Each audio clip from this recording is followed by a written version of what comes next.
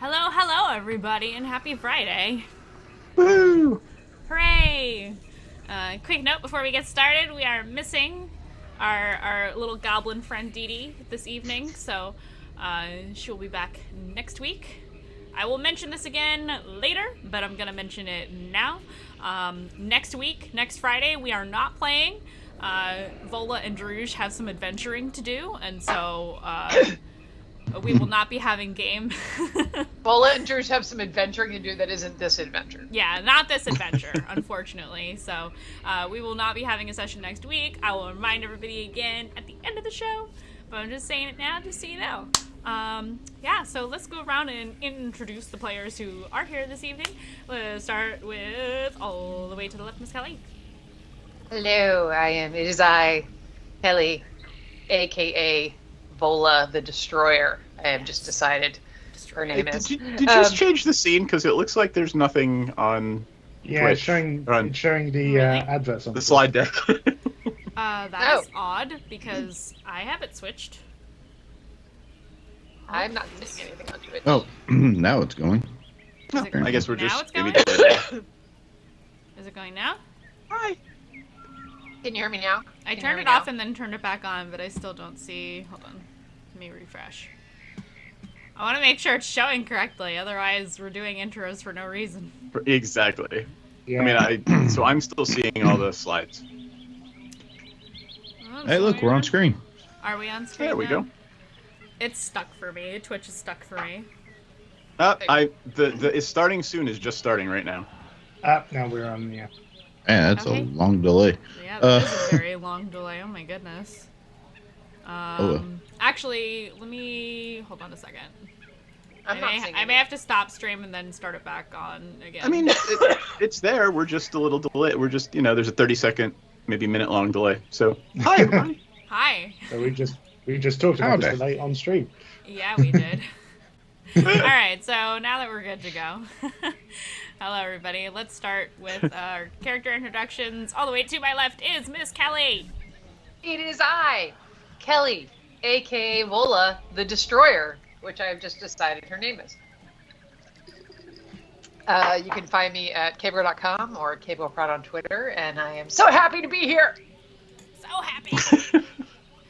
Next up, we have Matt. We have me. Good evening, everybody. I am Matt Lawson VO, and you can find me on Twitter at Matt Lawson VO. I am speaking in a very major British accent at the moment because everything is going to go completely nuts in the next couple of minutes. But yeah, I am an aspiring voice actor and accountant, and I play the Paladin Julie. Rather, Otto, and all that. Next up, we have Seth. Hello, it is I, Seth Polanski. I am playing the Death Priest Druge, and I'm looking forward to this game. I'm sad Dee Dee's not here tonight to watch us all get eaten by the jungle. So Sounds about right. that's it. That's all I got. Sounds about right. Next up, we have Jeff. Hello, it is I, Jeff, also known as King Bashman here on the channel and in chat. Tonight I am playing Rancid Wimwell, a gnome artificer. He's a tinkerer of sorts, and a little bit busted if I do say so myself. But Only a little bit. yeah, a little bit. You can usually find me here on the channel Wednesday nights for Sanguine Isles, Thursdays running the Yawning Portal campaign, and here for Tomb of Annihilation. I have social medias. I can't always remember what they are because I have so many. But my Twitter one will be showing up on screen, so go check that one out. And last but I guess not least, hi, I'm Mandii. I'm your DM this evening, and all of the evenings until further notice. Forever for- and ever. Forever. You're stuck with me now. Enjoy endless torture and suffering. Hi, I'm an artist. You can find me all over the internet at the Mandii. My name is on the screen. It's Mandii with 2 eyes, so I'm really easy to Google and super unique and stuff. I don't know. And we have a recap this week. We have 2 recaps. We have a recap from our very own Matt from the perspective of Jugi, and then I'm gonna fill in some blanks because I forgot to mention this at the top of the show. Unfortunately, the recording for last session, because of the issues with the Twitch servers, is lost. It is unwatchable. There, you can watch parts of it, but you're missing most of the session. So we're gonna do our best to fill in the blanks here. And yeah, so moving on, right along. Matt, please, with your wonderful recap, go right ahead, sir. Here we go. Charles Adventure Journal of Jugimu Jugimu Goku no Surakiri Kaijari Suigo no Suigo Matsu Unrei Matsu Kurumei Matsu Kunuru Tokoro Nisumu Tokoro Yaparakoji no Burakoji Pipa no Shurigan no Gurindai no Popo no Popo Kanano Shoko Mei no Chosuke. Written in the light of Lathander and in the glory of the morning love. Day 19. Dear Lathander, I finally managed to come up with a cover title for my journal. One which proudly states who I am and how this is not some simple adventure journal, but one that shines with your gracious light, displays your full glory, and is therefore an illuminating read for anyone who manages to see this. The only slight issue is that there isn't enough space on the cover to fully write the title, but I'm sure that you don't mind me referring to yourself as the Morning Love, right? Anywho, we've left the ruins of Mbala, the remains of that evil green hag behind us, and we are now heading for some place called Oralunga to the east. We managed to deal with some horrible skeletons pretty easily on our way out, but so far, we haven't come up against any other dangers within this jungle. With any luck, Iku says we should reach this Oralunga in about 3 days. I hope we don't end up having to fight any more nasty creatures while we're trying to sleep again, though. I think I fought more often in my nightgown than I have in my chainmail, and blood and bone dust is hells to shift out of the fabric without soaking. No mutations this day. Day 20. Dear Lathander, it's now been 10 days since we came to Chult to deal with the threat of the Soul Monk. Nearly 50 days since the incident that set me down this path. I often think back to that moment when my major growth spurt happened, and I wonder if the same thing will happen again. That strike, although she doesn't blame me, still haunts me. And I hope I can make up for what I did by saving her from this curse. I no longer plan on doing any duels with my current or future comrades. Although I have no doubt that Rosie would be happy to duel with me if she was still here. I still wonder where her path has led to in this forsaken jungle. Hopefully, not to any of the volcanoes here that I have heard of. After all, if she were ever to fall into one of those holes, I fear the shockwave from the hottest thing in nature colliding with the coldest would probably split Chult in half. Meanwhile, our new comrade, Dee Dee, intrigues me. And not just because she is one of what my people used to be. She seems to have a knowledgeable connection with the undead, given how she was stamping on the skulls of those skeletons that night along with Druge, but also seems to have an understanding about nature. It's a strange thing to see, but she navigates us well in these jungles, and I am happy for her to be one of the group, yourself be praised. No mutations this day. Day 21. Dear Lathander, 3 days without being attacked by any undead zombies or skeletons or dinosaurs or other hostile creatures. Iku really seems to be guiding us well through this jungle. She seems to have a sense of urgency guiding us through, as if there's some driving need or purpose for us to be there as soon as possible. What it is, I cannot guess, but I'm sure that we'll find that Oralunga will be a benefit to us. I'm currently thinking that after we're done at Oralunga, I might ask her if she could help me see Ileana again, see if she's still okay. Mutation check. My ears have grown back to what they were before when I started this adventure. It's a shame my hair ain't growing anymore thanks to my previous mutation, but I'd have liked to have tried pinning my ears together with some sort of hairstyle, like a braid or something. Day 22. Dear Lathander, what a day! We finally arrived at Oralunga without incident, yourself be praised, and found ourselves at the foot of a large ziggurat. Iku then stayed back and told us that we had to climb all the way up to the top by passing the trials of each floor, and she couldn't tell us how to pass them. Well, let me tell you, climbing up them steps was no small feat. I mean, the first set of steps we found ourselves blocked by a number of thorny vines, which Vola tried to push through and was forced back by the sheer thickness of them all. The second set of steps, the stonework kept crumbling below our feet, and even with your divine athletic power in me, I felt that I wasn't getting anywhere up those steps no matter how hard I tried to climb. And then the third set, well, that was blocked by numerous poisonous snakes. However, we found these tiny creatures suddenly turn up out of nowhere. I'm sure it was because your light brought them to us. They were about a foot in size, humanoid in shape, but wearing these strange masks over their faces. Iku says they were these elemental spirits called Chwingas. Whatever they were, they seemed to be helping us overcome these obstacles. One of them was holding an orange and purple orchid, and as he approached, the thorns parted and let them through. We picked some of the orchids from nearby after spending some time finding them, and we were also let through. The second stairs, as I was trying to climb my way up, I suddenly shot up without warning and literally leaped over the steps onto the next level. Dee Dee told me later that she stuck a red parrot feather in my pants, which I checked in. They broke the magic and allowed me to climb, but I'm sure your power was what helped, right? Finally, we reached the third step, and Thunder, please forgive me for using such language, but what happened was seriously just fucked up. One of those Chwingas approached the snakes, and then proceeded to hit one over the head with its orchid. Just thwap, thwap, like when I used a hammer on that training dummy with a cow skull for a head, that one time for weapon practice. Well, at that point, the snake looked a bit pissed and was prepared to strike. And I'm telling you, I thought that'd be it for the little creature. But then the Twinkie started stroking it with the parrot feather it had. And that somehow calmed the snake down. And here's the really crazy part, it then laid down in front of the snake, and the snake slithered into the gaping hole in the Chwinga's mask as if it was feeding itself into it. I mean, I don't know how that snake managed to fit into that tiny creature. Maybe it's a lot bigger on the inside than it is on the outside. I don't know. But then the Twinkie started slithering up the steps like a sneaky snake and managed to get up to the top. Then suddenly, the others started doing the same thing. Same damn thing. Well, I couldn't just stay on that level. We needed to get up to the top. Now, I must admit, I was a little bit nervous having one of those long snaky things slide into my mouth. I mean, what if it got stuck there and I started choking? Or its poison started oozing out while I was sucking it in, and that would not be a pleasant experience at all. Wait, did that all sound weird to you? It felt weird writing all that.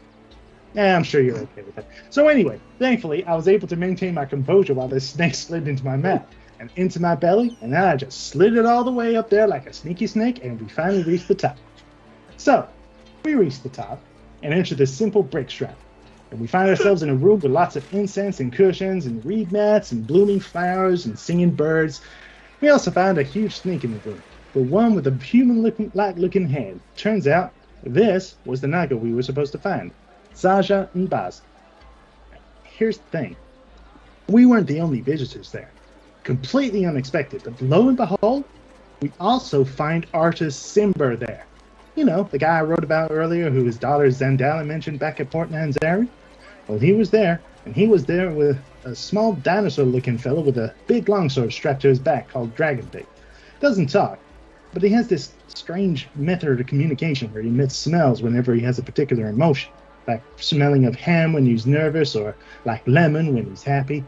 When I tried telepathically talking to him, he kind of understood me, but didn't really have any language to speak back to me. But I was kind of aware of how he was feeling, and so I could still understand him. Sort of. Oh, and that sort of his turned out it was a holy avenger. I mean, oh my Lathander. I'd heard about them back at the temple, but to actually see one? I mean, it's a beautiful sight to behold. And if Dragonbait is really a holy avenger, then he must be a champion of all that is good and right in the world, right? I mean, I admit I'm a bit jealous that he has a holy avenger, but you know me, I'm a Spears and Halbeers kind of Verdan. I wonder if Dragonbait knows about the Latin Defender and the glory of your holy name. Anywho, I'm getting off track. So Saja Mbaza is there, and Druge, as usual, pushes me towards her to say something. Because I'm the charismatic one in the party or something, right? I mean, you've seen his smile, right? I wouldn't want him to smile at this big snake lady. Who knows how she'll take it. So anyway, I go up to her and say hi and tell her who we are and that we're on a quest to find the soulmonger, and she just responds with confusion until we tell her about the death curse. To which she then goes something like, go to Omu. There's a guy called Raznisi. He's a nasty person. He and his followers want to end the world. He probably has something to do with it. I mean, she said it with a lot more grace and info and stuff, obviously, but those were the important parts anyway. It also turns out that Artis also needs to see this Rasnisi regarding some city called Mesra or something. So he and Dragonbait are willing to join us in their journey. Long story short, we have to go and find this Rasnisi in a city called Omu, which is apparently sunk into the ground below the jungle level. So to get there, we either need to enter the nearest high ground or spot it in the air. At this point, Rancid tells us that he spotted a crashed airship a few days ago. An airship? What the who dick is an airship? How can a ship fly through the air? I mean, it must involve a lot of magic to lift something that heavy into the air, right? Maybe Rancid knows something we don't about this airship thing.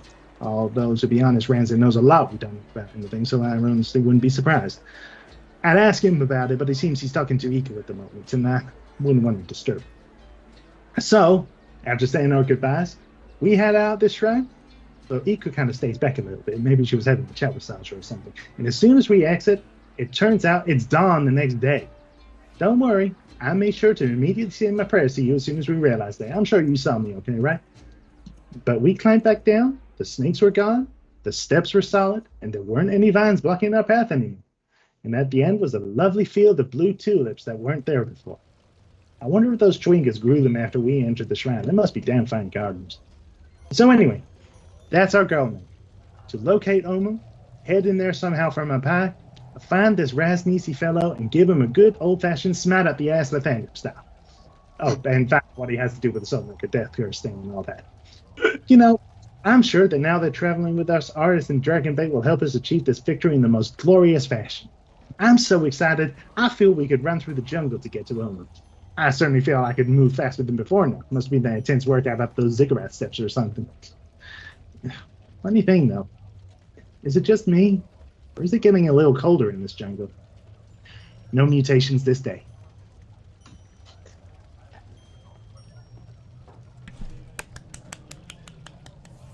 So good. I loved it. I muted myself because I was geeking out so hard. I want to know what a hoodiki is. Of course you do. Of course you do. I'm in awe. Wonderful job. I love it. I'm so happy. I think we should from this point out have like not full recaps from people, but like just a statement, like the entry that Jugi makes, what Druge would make in his journal, and then what Vola mumbles to herself before she goes to sleep at night. Like, and then Dee Dee, of course, writes everything down. So, and I don't know what Ranza does, but it's like, just have like a statement from each, like what they thought about the day before. Yeah. That was epic. I love it. That was well done. Yeah, good job, man. That was great. Whenever, not all of my characters, because some of my characters wouldn't keep a journal, but some of my characters do, and I write. Like, I have like session notes, and then I'll have a section after the session where I write a journal entry by that character. So it's a lot of fun. I love stuff like that, which is why I'm inflicting it upon you all, because I love it. So yeah, you really covered a lot of wonderful things, so that will make my job easier. So I'm going to give you all, well, you have a luck dice, by the way. Oh yeah, should go without, like 10. Should go without saying. Actually, because I am filling in the blanks and because our recording was lost, I would like everybody to have a luck dice today. Oh. Thank you. Yay! I have a question. I had yes. a luck dice last session I didn't use. Do I have 2 now? No, you have 1. Just 1. Okay, I couldn't remember if it was So- per session or not. Yes, so Luck dice is yeah, Just luck use dice it. is on. the You luck could dice disappear. are for the session that you do. So today is the day Got it. you have to use the luck dice. Do I get 2? Do I get 2 luck dice then? Because one for the recap and one for the. Yes, go ahead. You deserve it. You deserve it. Aw. That was a wonderful recap. So I'm going to give you a little recap. I thought about doing it from Iku's perspective, but I can't follow that up. So I'm going to just give you a little lowdown here. So yes, everything Matt just said as Yugi, but also everybody in the party got charms that give them different abilities. Last session, Sajit and Baza granted these onto the party as preemptive thanks for helping with this quest to kill Rosnisi, who they believe is located in Omu, which is a couple of weeks of travel away. Unless we find alternate transportation. Unless you find alternate transportation. So I'll list those off really quickly for the party. Druge got a Charm of Restoration. Ranzit got a Charm of Vitality. Didi got a Charm of Animal Conjuring. Jugi got a Charm of Heroism. And Vola got a Charm of the Slayer, with emphasis on dragon slaying. What does that do? It is in your inventory. Character sheet. Yes, It is. Yes. I was like, there it is. I got it. Yes, I got it. all have these things in your character sheets. This was the fastest way for me to do it, so unfortunately it's not all fancy where you can just click on stuff. I'll probably do that later. But if you do decide to use these things, and okay, excuse me for just a second. While our intrepid DM is away, so I'm just curious, can Ranzit make, like, I don't know, rocket fuel in that little jug? I mean, I think it makes oil. I think it makes oil, but it wouldn't be. It would need to be like something to power, I don't know, a steamship or a flying vessel. Steamship. Well, a steamship would be powered by water, surely. Right. yes, it would. Well, it would actually be powered by So coal. then he can make a lot of water. So yeah, it would actually be powered by the. I'm not going to get into the whole scientific principle there, but Right. You need to heat something up to make the steam. yeah, you need heat, water, and the vapor is what basically creates the pressure in the pipes. And Mandii, you missed a whole Anyway. discussion about the physics of that jug and whether we can make rocket fuel. Oh God, no, you cannot. You can make oil, but Absolutely that not. would need to be refined into a... Absolutely not. Anyway, apologies for that. You were probably going to hear background noise because people. So yeah, that's fine. Anyway, let's see. So yes, you all got charms. Sajid Mbaza has sent you off to Omu to find Rosnisi, who she claims has done something that is similar to the death curse before. Where did my dice go? I guess I'll find it later and hope that the dog doesn't find it. I have a question about my charm. Yes. The Charm of the Slayer specifically says that a sword in my possession becomes a dragon slayer or a giant slayer. I don't have any swords. So if you look at the link, sorry, I have to look for this so the dog doesn't get it. There it is. It's okay. It'll so- apply to my great axe. Yes, so if you look at the link that's on the item, so if you open up the item description in D&D Beyond, I put a link in there that gives you the table with the stats of what your weapon would become for that time frame. And I believe there is an option in there for an axe. I will look at it again later. If there is not, that is okay. I will make one for the axe. Yeah, there is not. It's greatsword, longsword, rapier, scimitar, and short sword. There isn't an axe. Okay, so I'll write something up real quick. That's fine. That's fine. I just wanted to double check. What is your... I have one more question as well. Yeah, go ahead. Did we camp? We didn't move from the Izagara, did we, when we camped? I'm sorry. Did we, or did we camp near the field of blue tulips that appeared? You did. Okay. yeah, I think so. It was just a little you bit did past not- the entrance. Yeah, Okay, you so did here's- not. I think you may have. Yeah, no, you decided to rest because when you left the tomb, it was the dawn of the next day, and you had not had a rest. But for you, only a few hours passed, so it was kind of like time for you to take your rest.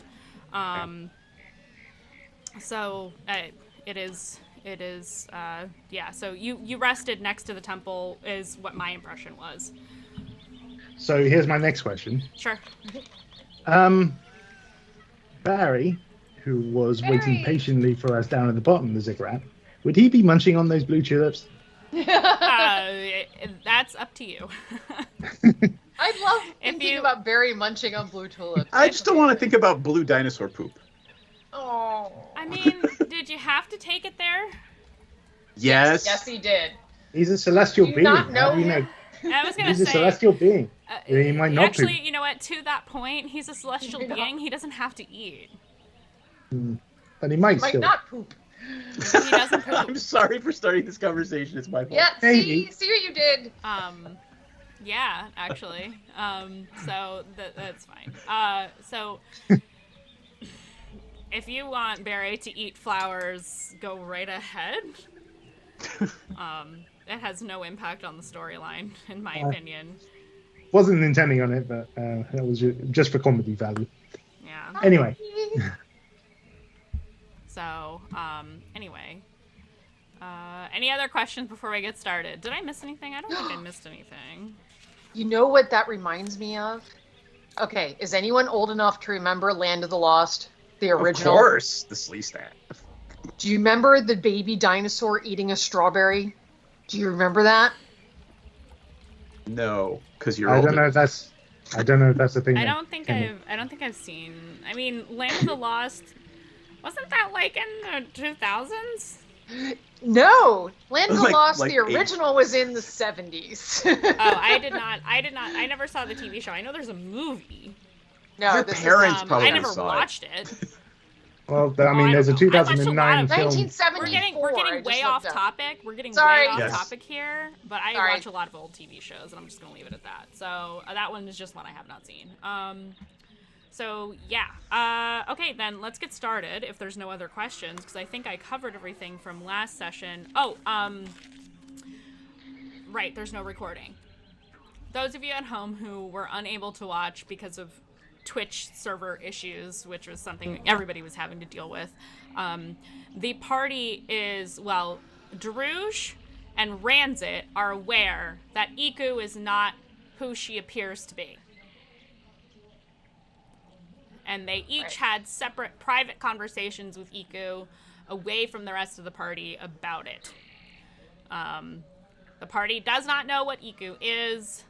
Well, Ranzit knows what Iku is, but the party I have at suspicions, large, but not- the party at yeah. large does not know who or what Iku really is at this time. So that's just for the folks at home, so you have that knowledge, because it will probably come up sometime during the session, I imagine, with how persistent you all are. So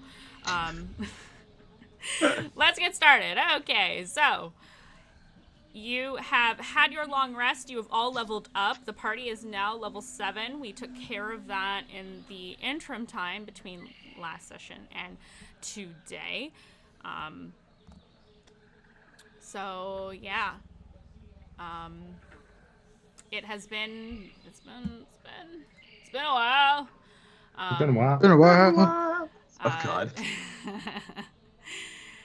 You are still at Oralunga, just outside of the ziggurat, which is just a peaceful little. It's like a peaceful little. I don't want to say clearing. It's really just like a slight indent in the massive jungle and vines and shrubs and trees and tangled all kinds of things, right? So, you just found a little niche where you could actually put some tents, and relatively shielded from the elements in general, between the tents and the canopy above.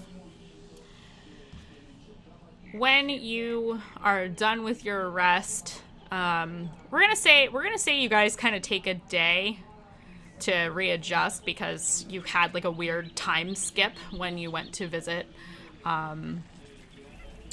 Sure. Saja and Baza. And so the next morning is when you really start to travel. So maybe you traveled like half of a hex on day 22. Actually, it would technically be day 23. When you get out of the temple.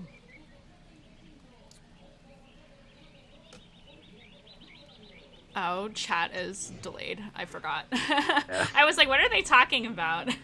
They're talking about Dopey the dinosaur. Right, they're talking about what we were talking about 90 seconds ago. Oh, God. Okay. That's real bad delay there. That's okay, though. Are we leaving Are we leaving Yes. Orlunga now? So I would say you travel about half a hex. Can I do one quick little roleplay thing before we go? Sure, 100%. So all of you hear Druge yell something in a incredibly pretty language, and those of you who don't speak Celestial don't understand it. But I'm actually saying, I'm waving goodbye to my new spirit friends. I actually understand that. There you go. And I am saying goodbye, new friends. I hope we meet again. Oh, the But Chewingas? Yeah. Okay. I'm very surprised that you're speaking in a language that isn't abyssal. That's exactly right. Like I don't think you've ever actually. No one except for Iku has probably heard me speak Celestial. Yes. Oh, actually, I think Ranzit has when we were hiring Iku. Okay. Let me double check to see what languages, if any, that Chewinga understand or speak. You can. It's just roleplay stuff. So if you want to have them understand, that's great. I'm just curious for myself. I don't think they have any languages. No, they don't. But when you do that, you see one kind of pop up out of the foliage. Aww, and kind of waves at you. little Chewinga friend. And then skitters off towards the to the ziggurat once again. Yay! Druge will smile happily and trudge away from camp. Yay. Awesome. While recording his new friendship in blood in his book. Oh my gosh. There it is. Yeah. 1 second.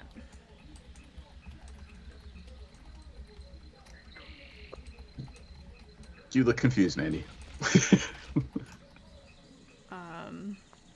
No, I'm good. I'm just trying to make sure things are working right. And it kind of is, but not really. So we'll see. I may have to stop stream at the break to see what's going on here. It looks like I'm dropping frames, which is unfortunate. Oh yeah, it is. Are you trying to record and stream? Because that's really taxing on the because computer. I'm the only one who can do that. No. Yeah, so anyway, it's fine. We'll figure it out. So, yes, so you do see a little Chewinga. It waves at you and kind of skitters off back towards the ziggurat. And at the corner of your eye, Druge, you see like little movements here and there throughout the undergrowth that looks like little Chewingas running around. They're all around us. The rest of the party cannot see this. Okay. Iku can see this. And she kind of like waves, like does like a little finger wave at one of the Chewingas who does the same thing back. And she kind of smiles and she says, it is not usual to see so many here. But this is a place of power, so it does make sense from time to time. Would they be fleeing other unsafe places to come here? She kind of thinks for a second, and she says, "That's a good question. I don't know. I don't know the nature of their society. Chewinga, they are spirits of nature." Understood. And she just kind of shrugs and she says, "If you see one, it usually means you should follow. But in this case, I think they are simply saying hello." Got it. Yep. Yeah, they're like little plant elementals, kind of. They're like weird little plant spirits or small things like rocks and twigs and stuff like that. They're spirits of those things. Kind of manifesting, and they like humanoids. And they seem to only live here, which is interesting. So yeah, Like, you can see them, like, hopping in and out of rocks. Like, they just push through it. Like, rocks and trees and stumps and in a plant, out of a plant. Peeking their head out of a flower, disappearing and reappearing in another spot. Because they look different. They all have distinct looks. Like, they're all, like, little dark shadow creatures with curly hair, but they all have masks that look different. Interesting. Different animals, different patterns, different designs. Some make sense, some don't make sense. Some are blank. They're all different. And some of them look like they have, like, little shadowy clothes hanging on their little forms as they're running around. It's kind of funny. They're cute. I like chewingas. They're a lot of fun. So, yeah. Iku kind of looks to the rest of the party, and you see Artis and Dragonbait taking down their tents, and they already look ready to go. Probably before any of you got up, except for Dee Dee, who does not sleep. I don't think Dee Dee even needs to trance. No, I don't think she does. She just does not need to sleep at all. That's awesome. And Dee Dee's actually sitting next to the fire with her book and is kind of scribbling. Not being super talkative, which is normal for Dee Dee. So yeah, what's everybody doing? What do you want to do? You want to navigate for the day? Do you have anything you want to take care of while you're here in the safety of this little cove of nature and spirits and cute stuff? Well, do we have a plan, or do we know where we're going and why? I think that's something Ranzit wanted to talk to the party about. Yes. Yeah, because I think only Iku and Artis Yeah, know about that. correct. I'm remembering now.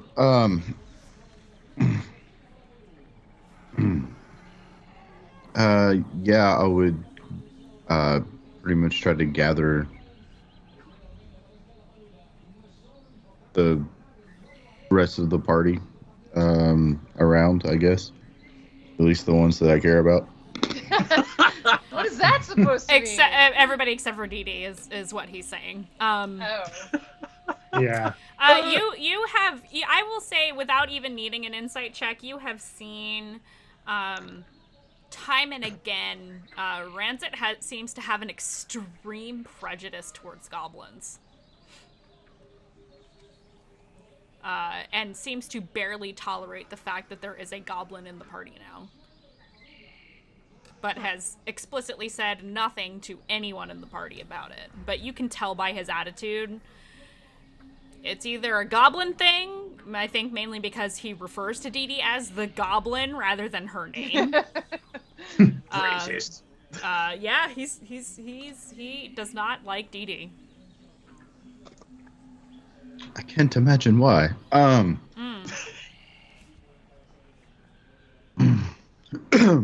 But yeah, we'd pretty much wave and gather everyone around.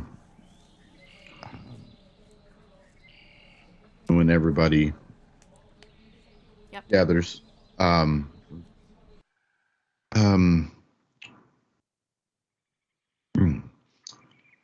already conferred with Iku and Artis here. Not to leave you all out of decisions, or that I don't value most of your opinions. But I was basically just spitballing ideas to see if it was even a crazy thought. On our way into the ruined city of Imbala before we encountered the hag, off in the distance I spotted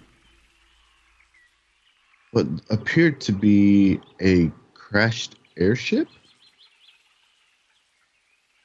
From where we were, I couldn't tell how bad the damage was, or if it's even repairable or flyable again.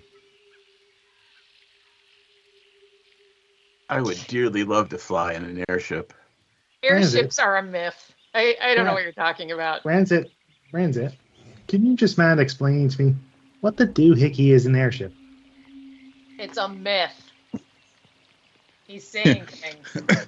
Minor illusion of an airship. They exist. I have read about them. Vola does not believe this. Can't hear you, Mandii. I said what?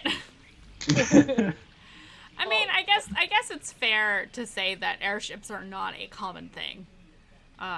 They do exist, but if Vola wishes to be No. airship denier, I am an airship denier. all right. Yes. I guess that she's Faerun's version of a flat earther. Right. Oh Right. no. I think that's exactly Oh, what God. she is. Oh no, what have I wrought? This is her conspiracy theory. This Oh is God, yes. airships were made up by. She's got a tinfoil hat on. No, If you if you're in close airships were proximity, made up by. I'm trying to think of what the equivalent of the government would be here. Uh, Centaur plot. The The Lords of Master Waterdeep, the Master Lords of Lords of Water. Waterdeep, the Yes. the And, liches are making the frogs gay or something. No, the liches are not making the frogs gay. Frogs are gay. Somebody please clip that. Witches are making the frogs gay. Oh my god. Oh man. Yeah. I hope But you yeah, encounter so- a lich so that you can shout that at them. Stop making the frogs gay! We're gonna remember that.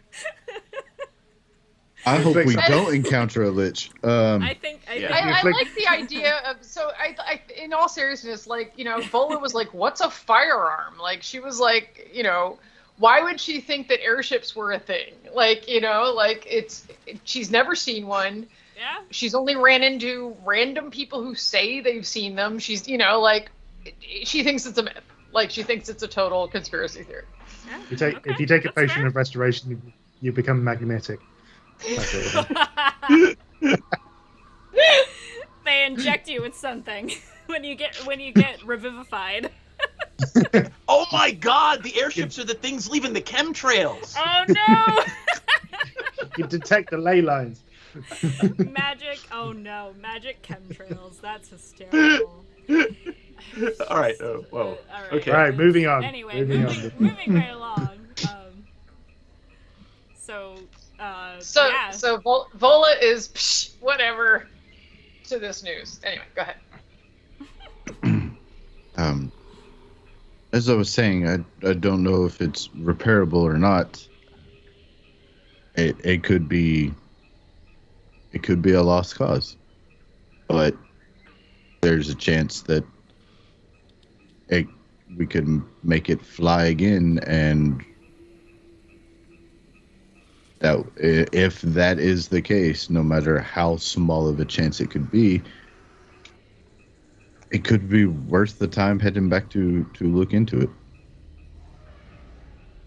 I mean, it would certainly, if this thing can fly just as you say, then it would certainly be worth it us flying over the jungles rather than having to walk through them, right? Right. And with what the big snake lady said, Sneaky snake. I'm a snake. The where we're heading to is sunken below the ground level, so it would be much easier to find if we were higher up in the air. Yeah. I forget. Did you tell Iku that you wanted to see if the ship was still working? See if it was repairable at least. Okay. I forget if I had her say anything. I think she hadn't seen it and doesn't know anything about airships, so probably is just like doesn't know like anything like that. But I will say Artis will kind of speak up after you say that, and he'll say I offered a way for us to see if we could do this. However, I'm wondering if it's a bad idea. And he looks to Iko. And he says, aren't terrafolk very territorial of the skies? And Iko will nod and say, yes, but don't airships have certain defenses? And she kind of looks to Ranzit. Usually, yes.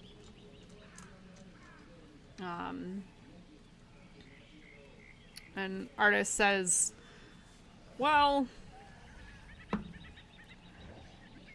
I'm not sure if my idea is necessarily worth the risk to get there faster.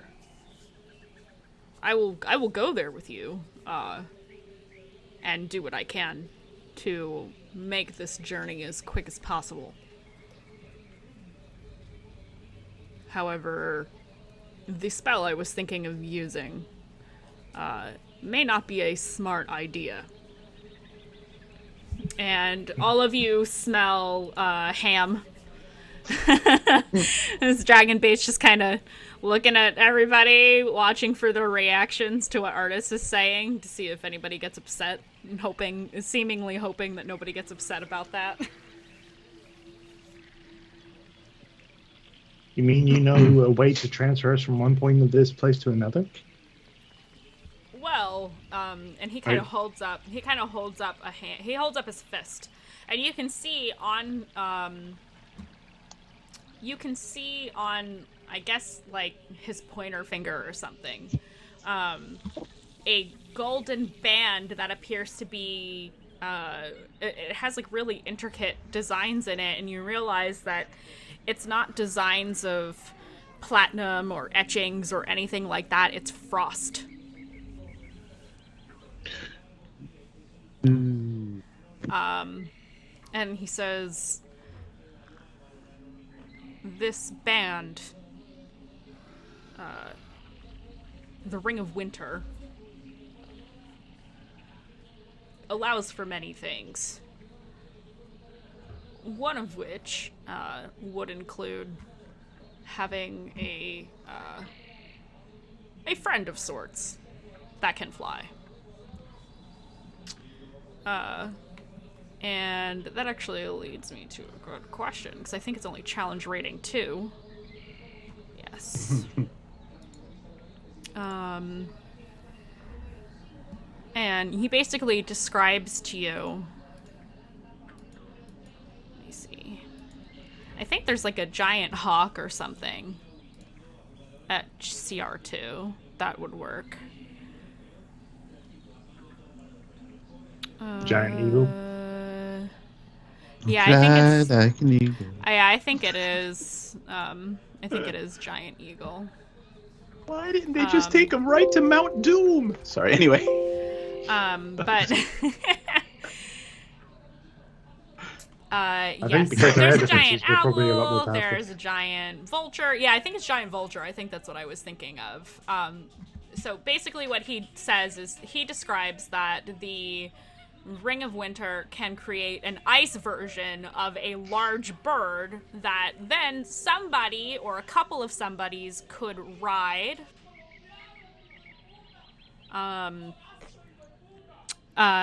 Basically that they could ride and go scout it out from the air.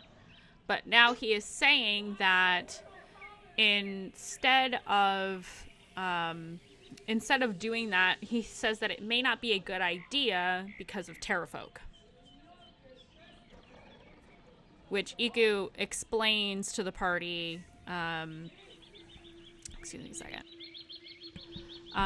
that Iku explains is another race that Like lives in Chult. PTERA? Correct. Ooh. Yes. And so, not the same race that Dragonbait is. No, not the same race. No, these are winged creatures who are evil and very territorial of the skies. Wait, aren't there other winged people in these jungles? There are Aarakocra, but they don't they don't fly in the same areas as where the Terrafolk have claimed the areas. Also, things like the dragon you encountered, Terrafolk ain't gonna fuck with a dragon. Like, they're just gonna let that go. They're not gonna try and take down a dragon. I think it would be hard even for a team of Terrafolk to take down a dragon. They're just like, yeah, that's going to be a nope. They don't wear armor. They're not magical. They're dinosaur. They're dinosaur people, but not like dragon bait. I will just rub off the tiny last little bit of soot on my breastplate and say I would very much like to find a certain red dragon. Artist says you have a red dragon that's after you. We encountered one. We encountered one a few days ago. It just suddenly turned up, and we did manage to fend it off, but it did take quite a toll on us. The smell of ham intensifies. It's really strong now. Very hammy. Super Intense hammy. ham. It's incredibly hammy. Ugh, I Is hate there a ham. moon over my hammy? I'm getting hungry. I mean, yeah, I'm getting right. hungry now. So, what about you guys? Dragonbait looks embarrassed. Artist, Let's cook some bacon. Artist says, Oh my god. he says, I can only use this ring so much per day. If it's all right with you, why don't we travel for a couple of days and see if we can find high ground somewhere where it would be easier to take a look at this thing without taking to the sky. And maybe I'll keep an eye on, I'll keep an eye on the skies as we're traveling to see if there's a lot of activity, because I'm not as familiar with this part of the jungle. I have not been to Omu. Thankfully, and he motions to Iku, your guide seems to be familiar with the location at the very least. I will turn to our new goblin friend and say, by any chance, I know you are magically inclined. Can you make anything invisible? Let me think about that for a second. Let me eat an egg while I think about Let me it. eat an egg while I think about it. I had the voice down before, and now it's gone. Let's see. Eggs and bacon, that'd be great. Jiggy's just getting really We're hungry gonna give now. Dragon Bait this complex that we're gonna eat. Yeah. Dee Dee will explain to you that she knows the invisibility spell, but that can only affect one person at a time.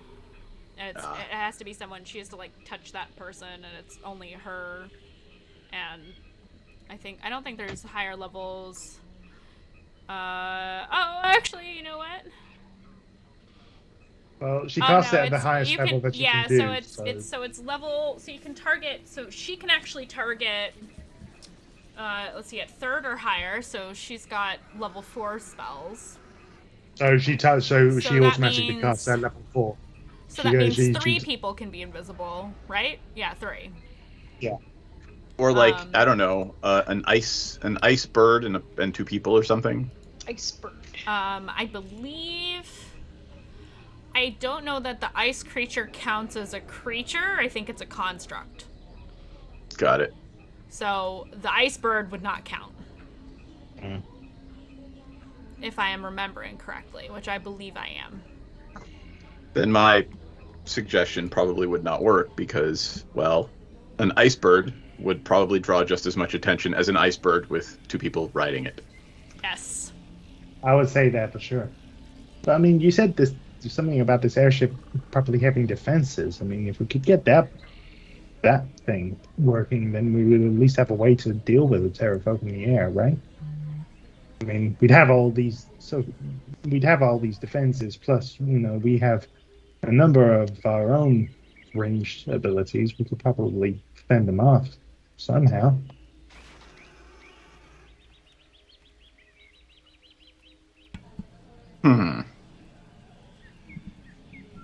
Hand me a coin and I'll make it disappear. Oh god. I am not good with this particular planning stuff, so I'm out of ideas. Ika says, well, this is while you're all walking anyway, so you're all packing up and like leaving while you're having this conversation. I'm not gonna make you have the conversation in character for hours and hours. So say you're probably ready and going and on your feet at this point. Artis, who I believe is a ranger.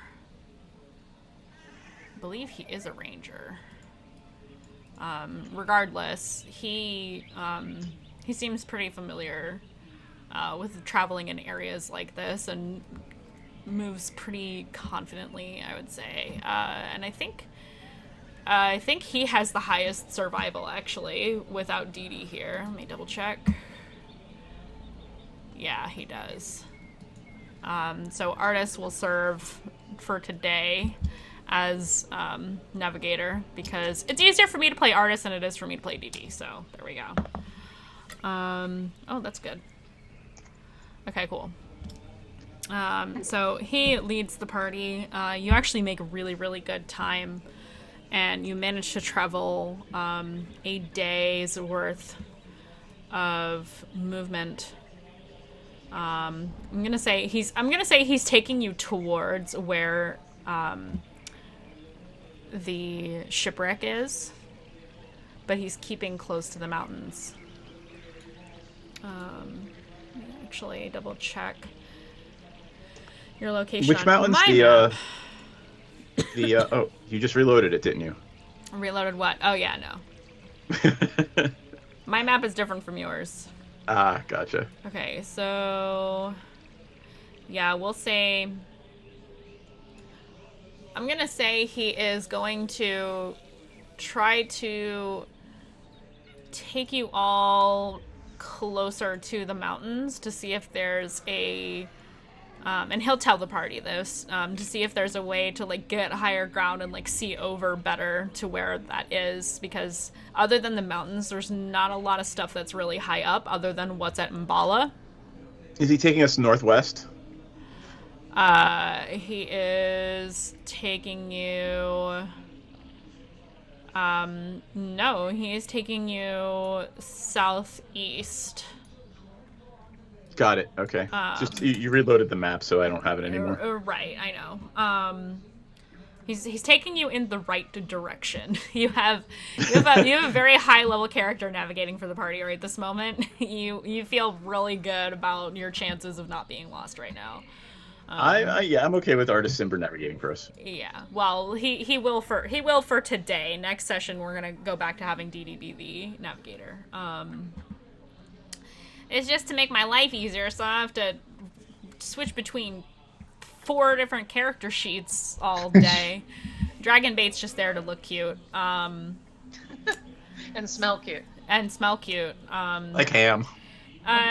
You can tell that when he focuses on the task at hand and you're all actively traveling and keeping an eye out on things, is that he does not emit any smells unless there's conversation being had. So it's basically like he's completely silent, quote unquote, until that point. Got it. Yep. So yeah, you travel the whole day, you rest. The rest is uneventful. And when you reach the area that you reach at this point is like a little clearing. You can hear like animals moving around and things of that nature, but this area of the jungle, since you left Camp Vengeance and moved on to like deeper into the jungle on the western side of Chult, has been a lot more peaceful in terms of the fact that you have not been seeing undead very much here at all. Just, a pleasant surprise.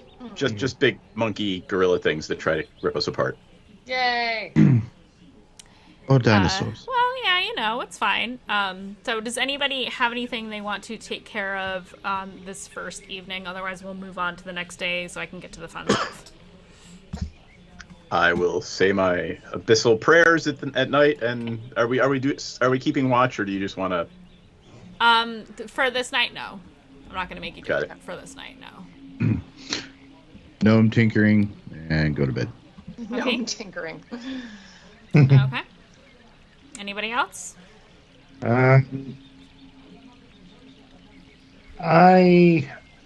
am going to go up to Iku at some point and Okay.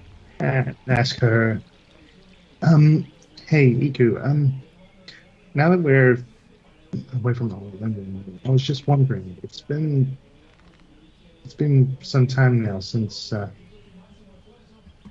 you last saw my friend. I was just wondering if there's any possibility of sparing some time to be able to see her again. Iku will nod to you and say, yeah, and would you like me to do that? Would you like me to do that now? Or we can do that. I don't know what time it is where you are wanting to look. Is it coming up? Is it coming up to evening time? Huh? Is it coming up to? It's coming up to evening time, right? Yeah, in Chult it is. So it's Yeah, probably like still during the day Yeah. in if we're treating it like Earth rotation and stuff like that, it's probably like earlier in the day over in Faerun. Okay.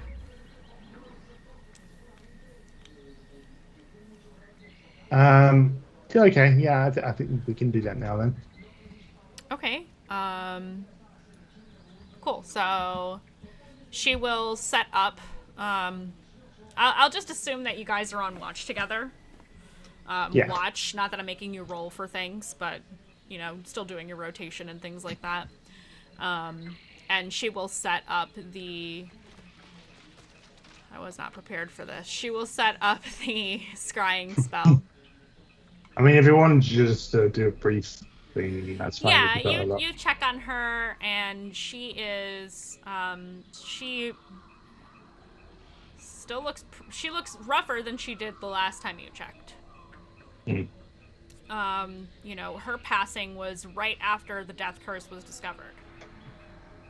So she has had longer to decay than other people, like Cinder Sylvain, for example. Mm. Okay. Yeah, it kind of gives Jugi a bit of a sense of urgency in this quest. So. Right. Okay. So, but she's not. You can tell that when she moves around, she gets tired really, really fast, but she's not completely bedridden yet. Which, after seeing Cinder Sylvain, you realize that it's not going to be long before. It's not going to be very long before your friend is in that situation as well, being unable to function, unable to speak, unable to do much of anything because her life is just being drained away slowly until she dies. And then, whatever happens to the other people who have the death curse happens. And it's you feel that sense of urgency, you feel that sense of worry that you're going to lose your friend for good if you don't stop the death curse. Yeah. Between the demands of your god and your personal stake in this, you feel a sense of determination renewed.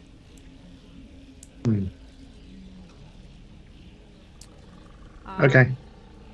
But yeah, other than that, not a lot to report. Iku does let you see her in my modified version of the scrying spell, because story. Yeah. And that's about it. She quietly cleans up the ritual and,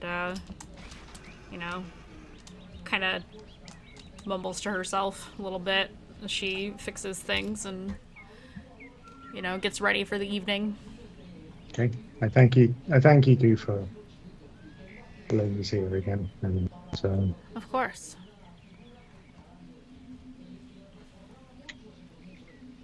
And I head off to my tent.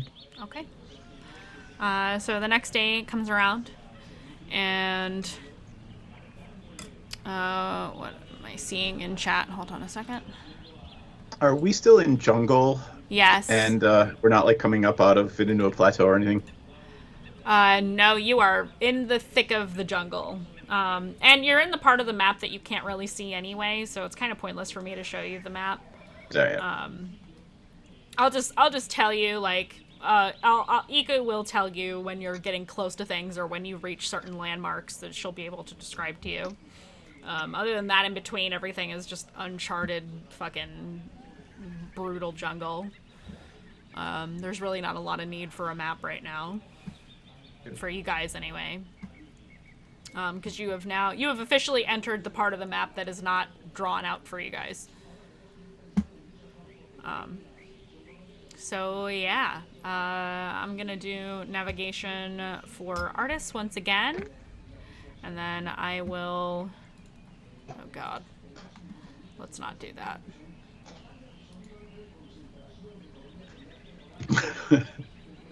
It's stuck. Don't do that. There we go. Okay. Okay, that's good.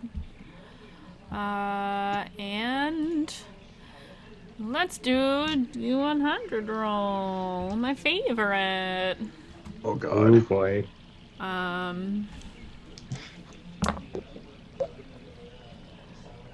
Okay. At least it won't be in my nightgown again. Okay. Oh no, this is all jungle. Okay, so I want this one. Bear with me just a moment. Oh, you are near the mountains, so that would change things a little bit. Oh yeah, okay. In the mountains. In the mountains, the mighty mountains. Sorry, I'll shut up. I will say that you find. Oh wow. In the mountains. Everybody is your friend in the mountains. You find. How many do you find? Oh. None. They run away. You find. You're traversing through the jungle, and Artis, leading the party, ever fearlessly, kind of cuts through some vines and steps beyond a copse of trees into like a slight clearing, and you realize that all of you quickly see as he stops where he stops in his tracks, and you see a swath of ground that is just burnt to a crisp, and you see 5 smoldering remains of humanoids in very interesting style armor.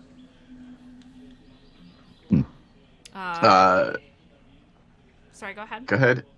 So, is this a clearing or is this in the jungle? What does it look like? So, you're in the thick of the jungle, but what you are in right now is a small area that appears to have been burnt down.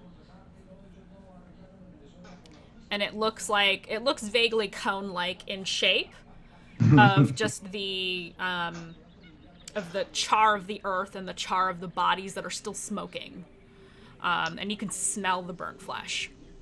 And given our experience strong. With that little red dragon, does this look like the aftermath? Sorry. You did not just call my dragon little. Yes. Well, if it were anything other than a baby red dragon, we'd be dead. So. Sure. Clifford the little red dragon. Yes. It's gonna come back as an elder dragon, I'm just letting you know. Oh God. Does this look like that? Like the aftermath of that fight? I don't know. Give me an insight check.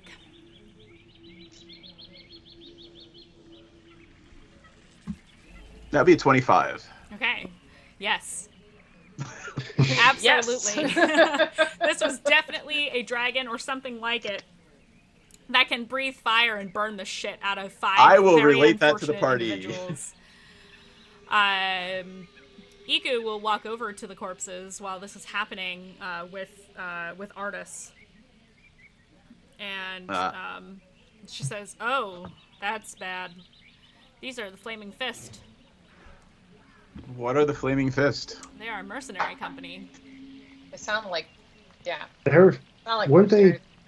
Didn't we hear something about the Flaming Fist in Port Zara? They were recruiting, I believe.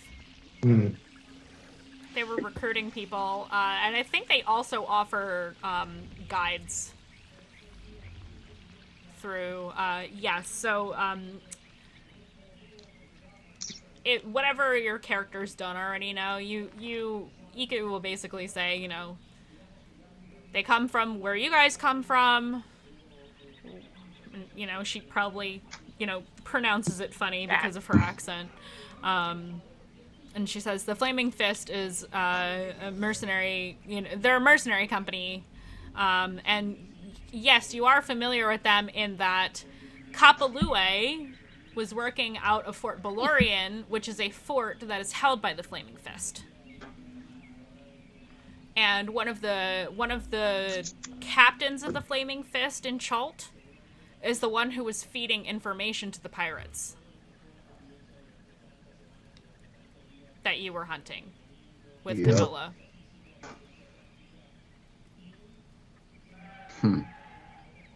Yeah, so these are some of those people. Is there anything not destroyed on their bodies? I mean, their armor, while blackened, is not melted completely.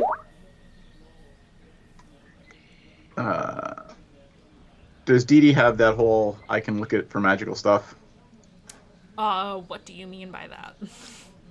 I will ask our warlock if she senses anything magical about these on these corpses. She's like, you mean other than the fact that they were burnt alive? Yes. Okay. Oh, and while she's doing that, I will be just kind of crack, like rooting around to just get a little bit of the blood so I can record their name in the book. Well, I don't know their names, but I'm going to record, Flaming Fist 1, 2, 3, 4, and 5. You are not able to find much blood. It seems to have been boiled. Imagine it is that. Gone. I can use brain fluid or heart or anything whatever, else I can find. You can find whatever. Ew. So for the sake of transparency and because she is your party member, Dee Dee rolled a 16. And she's like, nah, they just got burnt alive. It's pretty gross, actually. You didn't know these guys, right? You do a pretty good DD impression. I guess they took the flaming part of their name a little bit too literally, huh? I have a really hard time not being like, hey buddy, you wanna buy a watch? I just want to do that constantly when I try to talk like Dee Dee. Anybody want to buy a Rolex? You wanna buy an egg? I got you a bunch here. You want to buy some death sticks? You don't want to sell me death sticks. Oh no. Yeah, I do. Yeah, anyway, so Damn, I'm a paladin, not a Jedi. She's like she basically just says, they got burned alive, like what do you want from me? Nothing weird happened other than that. Clearly this is a big thing that breathes fire. And then she's like, wait, you guys were being chased by a dragon? What's up We with got that? attacked by one, but yeah, but I don't know about chased. Doesn't seem to have come back to bite us or anything like that. So Iku is like, well, dragons do kind of hold grudges, as far as I'm aware. So do I. I don't know if, so do I, says Druge, oh god. Iku, she just says, hopefully we don't run into it again. I mean, we've traveled far since that encounter, so maybe? Perhaps we should find cover and get back under the cover of the jungle. She motions to the jungle. She's like, we're pretty much covered as we're gonna get without being invisible. Well, then perhaps we just continue and realize that there are red dragon or dragons somewhere around. I mean, dragons live in caves, right? In the mountains where we're going, right? Yeah, well, yeah, he is taking you closer to the mountains. That is correct. He's hoping that you can, like, climb a little bit to get a view of what this thing is without being airborne, because it's... He believes that it is a surefire way to get attacked by terrafolk, and that doesn't seem to be something that Artis wants to deal with. And so that's the decision that he has imposed upon the party, and nobody has argued with him yet. Well, we haven't seen these people, so we're going to take his word for it. Yeah. Iku does not seem to protest or even, like, to the side go to anybody like, hey, this guy's full of shit or anything like that. And you know that Iku is very much aligned with the party. She seems to be, she seems to be of an experience level that is not unlike Artis's. But she is aligned to the party. The party has not given her any reason to be, not willing to work with them. And unless Vola thinks that the terrafolk are a conspiracy too. Conspiracy. Definitely. Total, yeah. Any creature that flies is a conspiracy. You might as well be saying Martians. So what about birds? How do birds work? What? What is Martians? Let me Where do birds say go that. when it rains? They stay on the ground. What's kind of No. Where do the things. birds go? They just disappear when it rains. They stay on the ground because they can't fly in the rain unless they're a duck. No, they just disappear. That's What's up with not... that? And I'm gonna say at this point, it does start to rain. Where are the birds? Oh my god. Dee points up and says, "Look at that tree right there," and you see birds in the tree sitting. Oh, I'm just She's saying. like, she doesn't say anything. She just points. Ouch! Cat attack. Cat attack. Mother, Cat I attack. crave violence. Mother, cat attack. She doesn't just crave it. She takes it. Mother, why are you looking at that screen, Mother? I feel like we need shirts that say "Mother, I crave violence." For how often we say With it. Hester's head on that it. and Sneaky Snake. I think we'd get in trouble for that though. Probably. That's probably copyrighted somewhere. Sneaky Snake. I'll have to confer with my IP attorney after this call. Shut it. He looks so pissed right now. Did you take a picture? Please tell me you're Yes. sending it. Okay, great. So yes. Oh, right. I forgot to. Yeah. So that's actually what you guys find. That's what I rolled for. So, yeah, you found a bunch of dead bodies. All right. Nothing in their backpacks. Smoldering, All burned up. You find like some swords and things and daggers and things. Nothing spectacular. It's all standard fare. Some of it is blackened. Some of it is melted. Leave it alone. Yeah, it's not a lot of value. Do you search the bodies? Yeah. Yes. Okay. Yeah. Give me an investigation check. Okay. Whoever is searching the bodies, that can be multiple of you. I will allow it. That'd be a nat 20 for me. Nice. Oh, I got a 4. I got an 8. Okay. Vola. Yes. You find. Let me roll some. Give me just a second. Ooh. Okay. What's that? What is that? Oh shit. Okay. You find a familiar-looking token of iron in the shape of a Triceratops skull to indicate the sign of the Yatepka Society. Ooh. So one of those flaming fist guys had a Yatepka Society token on him, or her, or them. You can't really tell because they're burnt to a crisp. So yeah, that's what you find. And you know what? Let me see if there's something else. Why not? Okay. I'm gonna call that a 20 because I said so. Okay. Oh, even if I don't call it that, okay. It says God, I don't like that answer. Okay, that's better. Ooh, that's cool. Okay, all right, okay. You find a wand. And the wand it's carved wood, but it is carved in such a way that's like a helix, like a double helix, like twisting around each other, so there's like a little hollow in the middle. And the end of it, where they all meet, goes to a point, and the, you're gonna laugh at this because I'm gonna say the word, the butt of the wand is, it looks like a door knob, which is odd.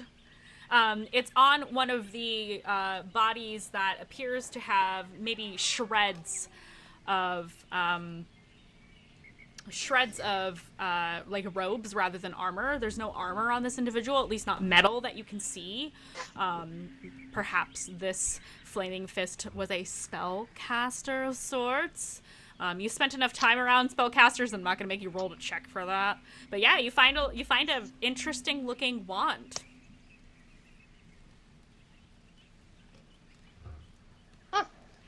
Interesting that the barbarian beat the warlock in finding magical stuff. Yeah. Oh, I didn't even have Dee Dee roll for investigate. I should probably do that. Shit. Nice. Apparently, I arrived back at just the perfect time. That fell out of the train. We found a wand. Dee Dee did real bad on her roll. So that's a no. Vola found a wand. Wait, what about the Utepka Society token? I'm confused. You found the token and a wand. Oh, for some reason I was thinking you said never mind, you didn't find the token. I meant never mind, as in that's the only thing you found. You found two things. Got it. So Vola holds up the wand and goes, I found a stick?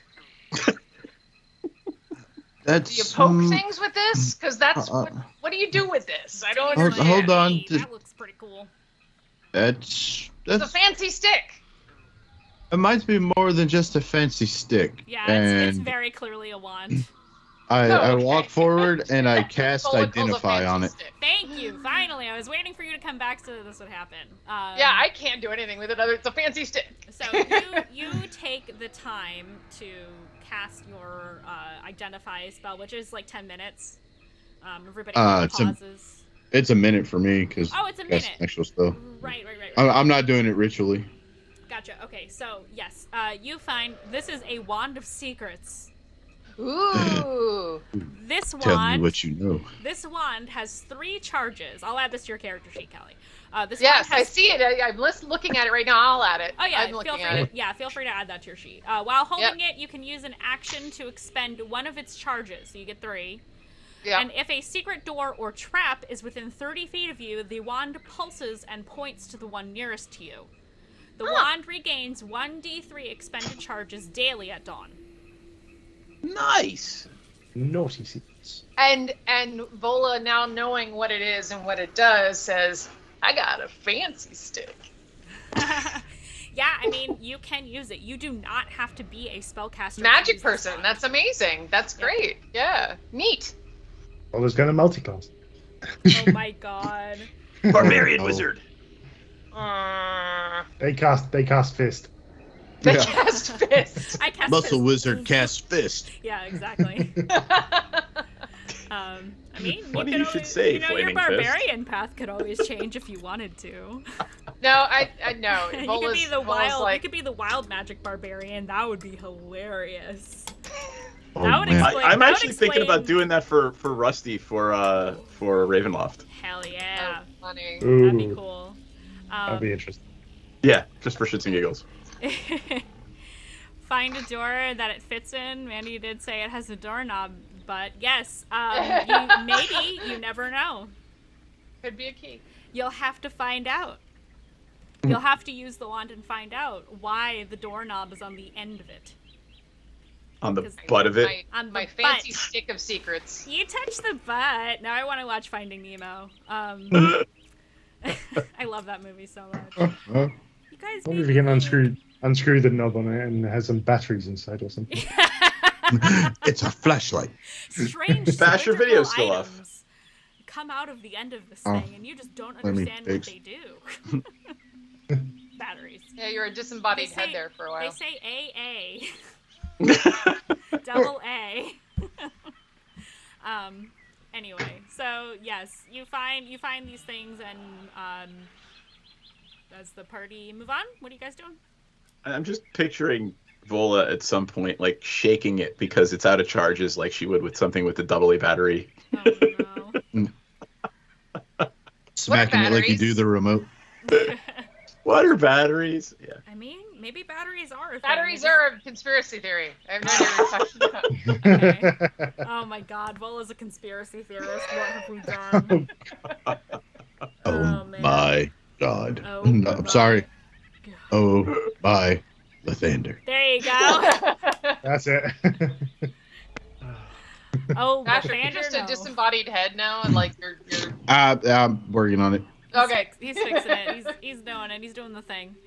That is potentially very, very nice. Yes, it could be very nice. Yeah, hold on to your wands, folks. Anyway, moving on. So yeah, you the party moves on? Question mark. I got nothing. I cast identify. I'm good.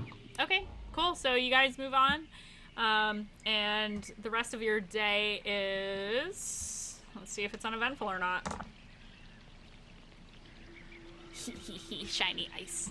Shiny dice. When the DM smiles, it's already too late. Too late. What did I roll? I rolled. Okay. She's laughing. She didn't even know she rolled yet. Well, Ooh, I don't want that one. I'm gonna change to a different one.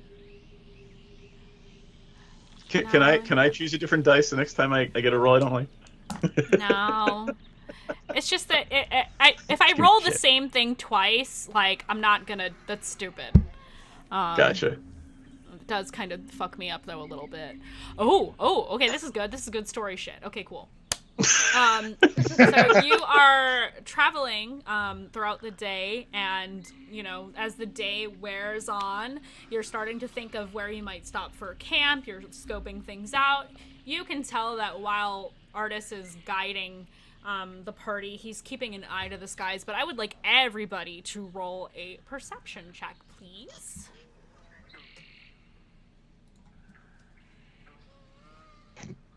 13. 19.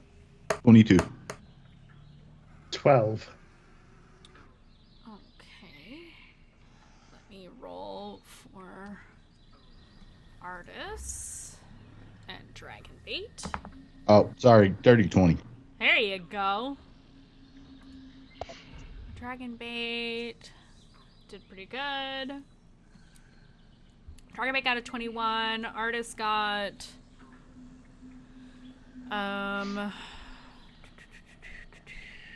he got 15. Iku got that's good. Iku got 24. Honestly, she should just have advantage on perception, but that's fine. Some of you look up. Anybody who rolled 15 or higher. Yeah. Sorry, go Navel ahead. gazing. I'm navel gazing. Oh, okay. You're looking at the ground. Writing in my book. So you and Dee Dee both do not see this. The rest of the party, I'm going to say Dee Dee doesn't see it because she's short. I don't know. She's closer to the ground, harder to see through the trees. I don't know. The rest of you see and hear the flapping of wings. They sound leathery, but you do not hear, like, you don't feel like a big pickup in wind like you would with a dragon. It sounds smaller than that. And Artis stops, and Dragonbait stops and points up. And for those of you who didn't catch it, you look up as well, and you see vaguely, very vaguely humanoid. They look more dinosaur than human, winged, green-skinned creatures with big, long, like very jagged, sharp-looking beaks flying overhead.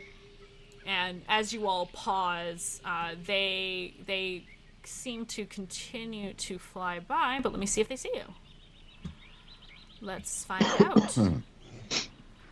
Oh no, where did my thing go? How dare you? Hold please. There you are. I need to see what their perception is. There are... How many are there? Mandii, let's find out. There's 4 of them. So let me roll for all 4. Ta-da!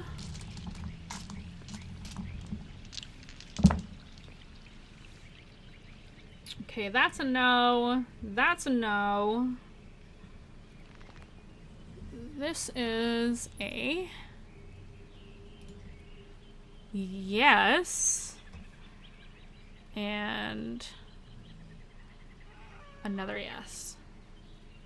I'm sorry, only 1 yes. Okay, so this one is going to see if he deems it worthy to stop. Okay. You hear an almost screeching language. It sounds like words, but it sounds animalistic. As these creatures seem to bank hard to the left and go back around behind where you guys were walking, and you can see it through the trees. They're not hiding. They hard bank, go back around like they're coming at you from behind, and you can hear them all now kind of diving for the party. I need everybody to roll initiative. Yeah. I get advantage on initiative now. You do, yes. I get to roll twice. Ooh. I don't Right have click to, on it. but Actually, really quick, let's not roll initiative yet. Let's take our break now, a little early. oh yeah, that works. I've rolled for it. Can I keep the number? Yeah, you can keep the number. Cool. Okay. Just remember it.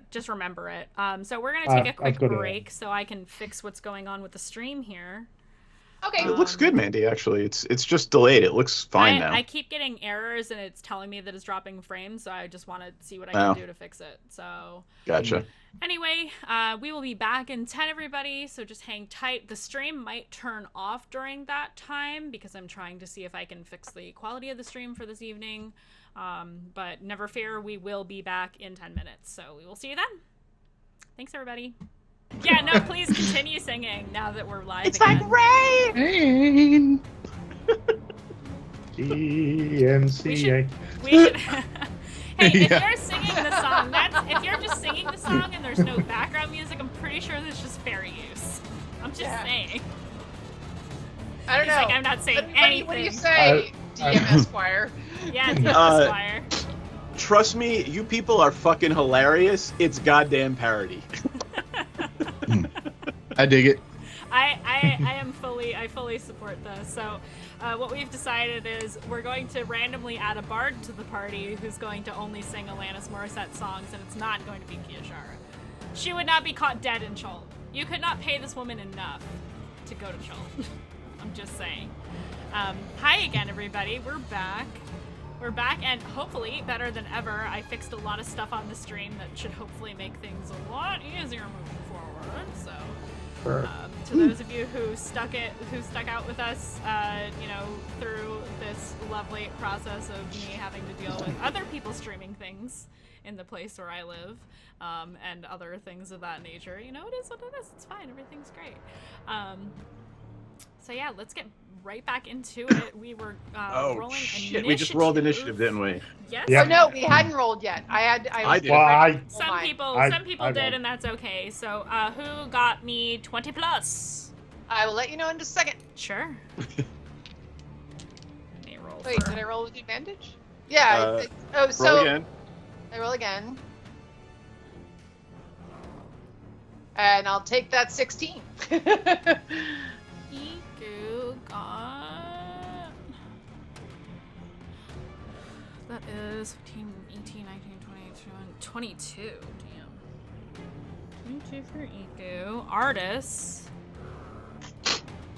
I have to do mine first or I'll never fucking remember. Artis got a dirty 20. Iku on freaking point. Yeah, she is. And Dragonbait, bless his little soul, got 11.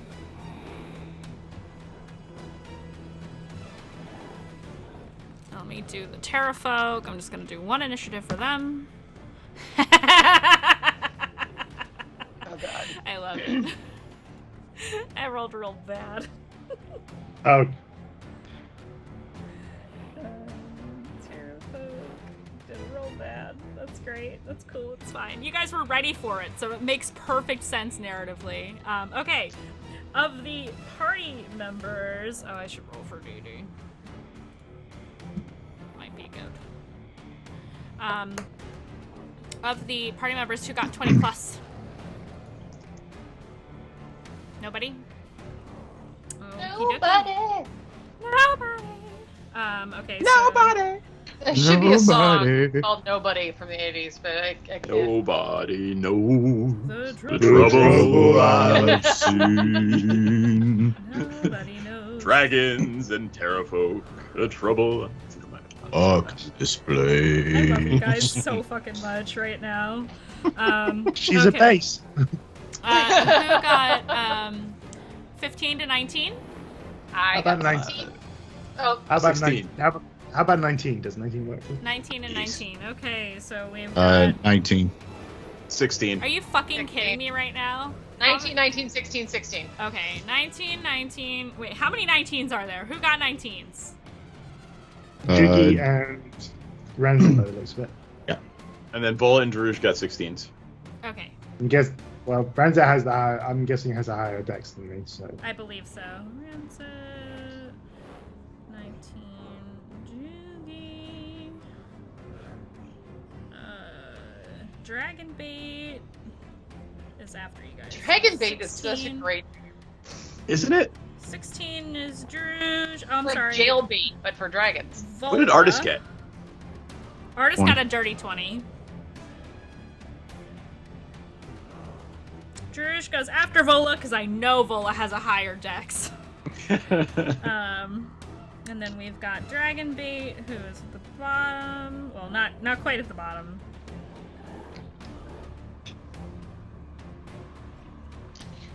And then the Terrafolk will way down. I believe I said there was 4 of them. Is that correct? I don't Yeah, remember. yes, ma'am.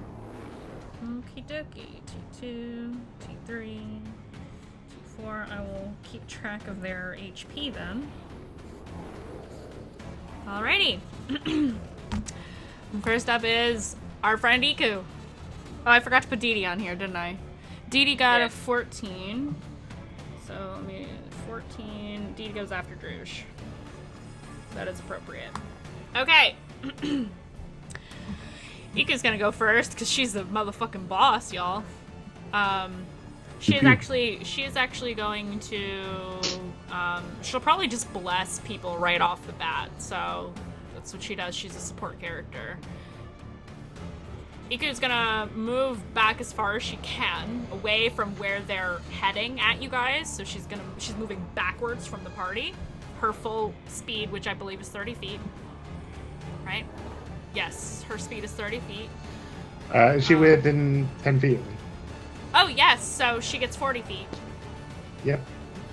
So she's able to move 40 feet, and that's perfectly fine. Oh, no, she still only moves 30 feet because her spell range is 30 feet for Bless. So she's going to bless the following people. Jugi, Vola, and Rancid. Dragonbait. Oh, good. Okay.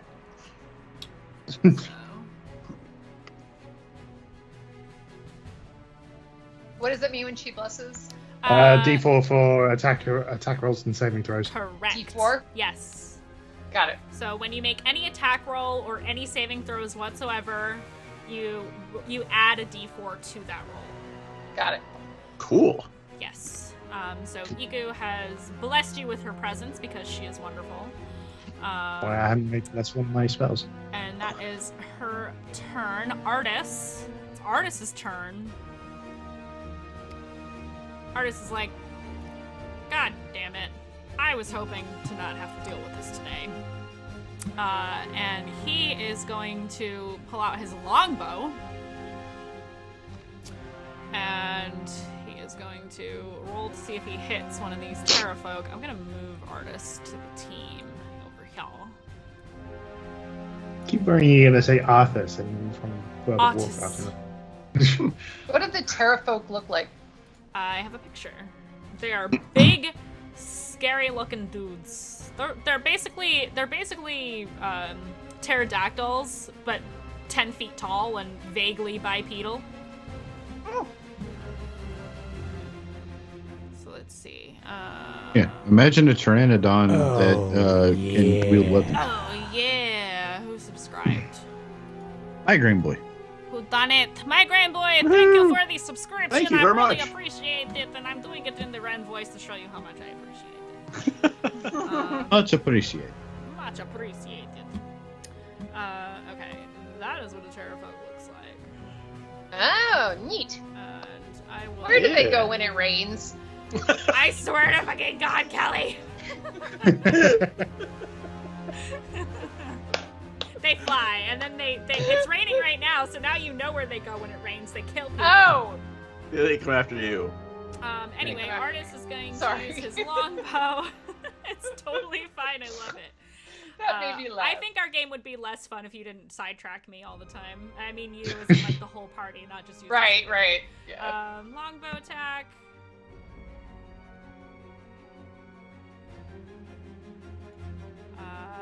That hits, so I don't have to use my luck dice for that. That's good. And that is, what's the damage on that? 1d8 plus 2. Actually, I think he gets more than that.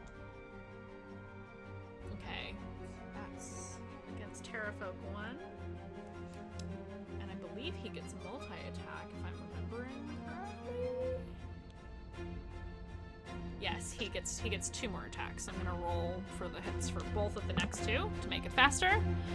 A hit and another hit, so he hits twice. 7, 9, 10, 11, 12, 14, so another 14.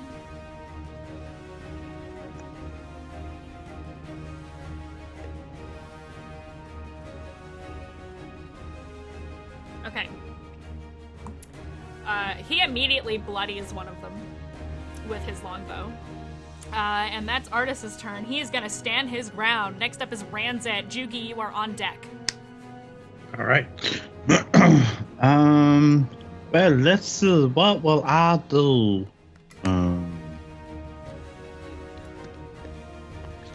Pew pew pew pew pew pew pew. Pew pew pew. I Use the will. missile sound.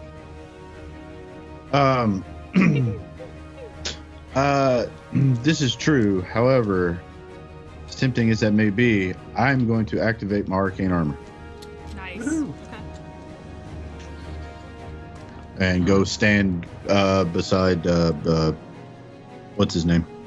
Artis? Artist. Dragon That Man. one. And I believe. Anything called love? You I can fly. believe. I can fly.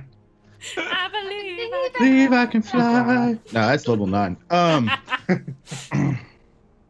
And another soundbite to download.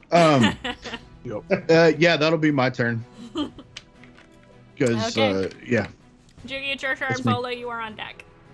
All right. How high up is that terror folk person that artist just hit with the arrows? The first one is about 30 feet in the air. That's fine. Okay. Well, one of the lovely things about Tasha's Cauldron of Everything is that at every level, a paladin with the cantrip martial skill can actually change one cantrip when he changes the level. So I have done so, and I'm going to use Toll the Dead for the first time yes. Roll it. on. For Uh, whom that'll- the bell that'll be- tolls. That will be a Wisdom saving throw. A wisdom saving throw. Okay. These things are not wise. That's actually not bad. 18. I missed the bloody saved it. Damn. Okay. What's your spell save DC? Just out of curiosity. 15. Same as mine. Yeah, they have a +0 to whiz, and I rolled a straight 18. Okay. Anything else on your turn? Curse you. Okay. The fan to curse you. The fan is not like that. In That's which fair. case, for bonus action, I am going to cast magic weapon on myself. Okay, cool. Can you do a cantrip and a spell? Yeah. It's a bonus action? Yeah, as long as the spell is a bonus action, then you can do a cantrip. But you can't do 2 spells, even if. But they're you can't do bonus. two. But you can't do two. Got it. That's one of the specific magic rules that basically as long you can cast 2 spells at the same time as long as one is done on a bonus action and the other is a cantrip. That's the only. Got it. That's the only time that you can. We always you get can tripped cast up by that spells. roll every time. Sorry. Okay, so you're good to go. It's it's something that is often talked about in critical roles. So. Yeah. It's a difficult thing to remember. Anyway, so that's it for you. You're standing your ground as well. I am standing my ground. Okay, cool. So next is Vola Druge. You're on deck. Got it. I like the on deck thing. I like that. Yeah, I'm trying. Yeah, I'm so trying to let's do see, that what's more. with the on deck thing, just to warn us? Yeah. Yeah, so you can plan your turn. Yeah. Got it. So what is reachable for me? What's the range on your pistol? Okay, that's what I was wondering. Is like that's the only option I have at this point, right? Unless you throw a weapon, which you can throw. You have hand axes. You can throw 20 feet at regular hit DC and 60 feet at disadvantage. Or you can shoot your pistol if you want to do that. Just know that if you switch to your pistol and then go back to switch to your great axe, it does take an action to do that. So switching but weapons. not with the hand axe. If you throw the hand axe, you wouldn't Yeah. have to take an action to draw your pistol after that fact. You mean the great axe? You have hand axes; those you can. No. throw. I know I have the hand. great axe. Yes. So if I throw a hand axe, I don't have to take an extra to get the great axe in my hand. I get so many axes. no, because you're not like reholstering anything, so I Right, would, I would allow that. Okay. If you throw a hand axe and then use, but I will say that the Terra folk that's closest to you is 30 feet away, so your throw will be a disadvantage. Okay, It's so up to I'll you. do pistol. I haven't fired the pistol in Sure. a while. Yeah. So I will give that a go. I actually would like to rage first. Well, how? Yeah, never mind. So, just normally I would just let you do it, but it's kind of the rage applies to melee attacks. Oh, right. So this wouldn't help you be wasting a rage. So I'll tell I you do. that. Thank you. No, I Yes. appreciate it. Yes, Um, it's been a while since I've been in this situation. It's been a while. Wow. Been a while. God damn you all. God damn y'all to hell. So, All right. yeah, don't Bola rage shoot before you something. do that, unless you really want let to. Bola shoot. Okay. Bola shooting. 18? Yeah, that hits. Roll me. Yay! damage. I shot something. And that would be for Actually, you don't even have to roll your. Yeah, how do you want to shoot this guy to death? This first guy. Oh, awesome! Artist lined him up. Literally for you. right between the eyes. All right. He just freaking just bang, and birds fly up from the trees out into the rain, and In the rain. in the rain, and you nail this terraphobe right between the eyes, and he just bam to the ground. Like he keeps his trajectory, but he drops it very quickly. So as soon as he drops to the ground, Bola pulls back the pistol and goes and holsters it. I will totally allow that as a free action just because it's fucking cool. Thank you. Thank you. And bows. And And also because I know you're not going to try to take a second attack, so I'll allow it. Yeah. Okay, cool. So, yeah. So, did you want to move at all? Where am I in space? You are presently probably somewhere in front of Artis and Dragonbait. I'll stay there. I'll stay there. It's fine. Okay. You haven't put anything up in Owlbear, right? We're just this is No, all Yeah, theater so of mind. this is All you're there. in the jungle. I don't have a map for this. Yeah. Okay. Gotcha. Um, All right, so I'm good. Okay, cool. Drew's is your turn, and then next up is gonna be me 3 turns in a row. More than that, actually, because it's DD, Dragonbait, and then the Terrafolk. So can you just I know I'm on deck and everything and I planned, but can you set the scene again? What's Absolutely. left? Where are they? You just saw one Terrafolk get nailed between the eyes by Vola's pistol and plummeted to the ground.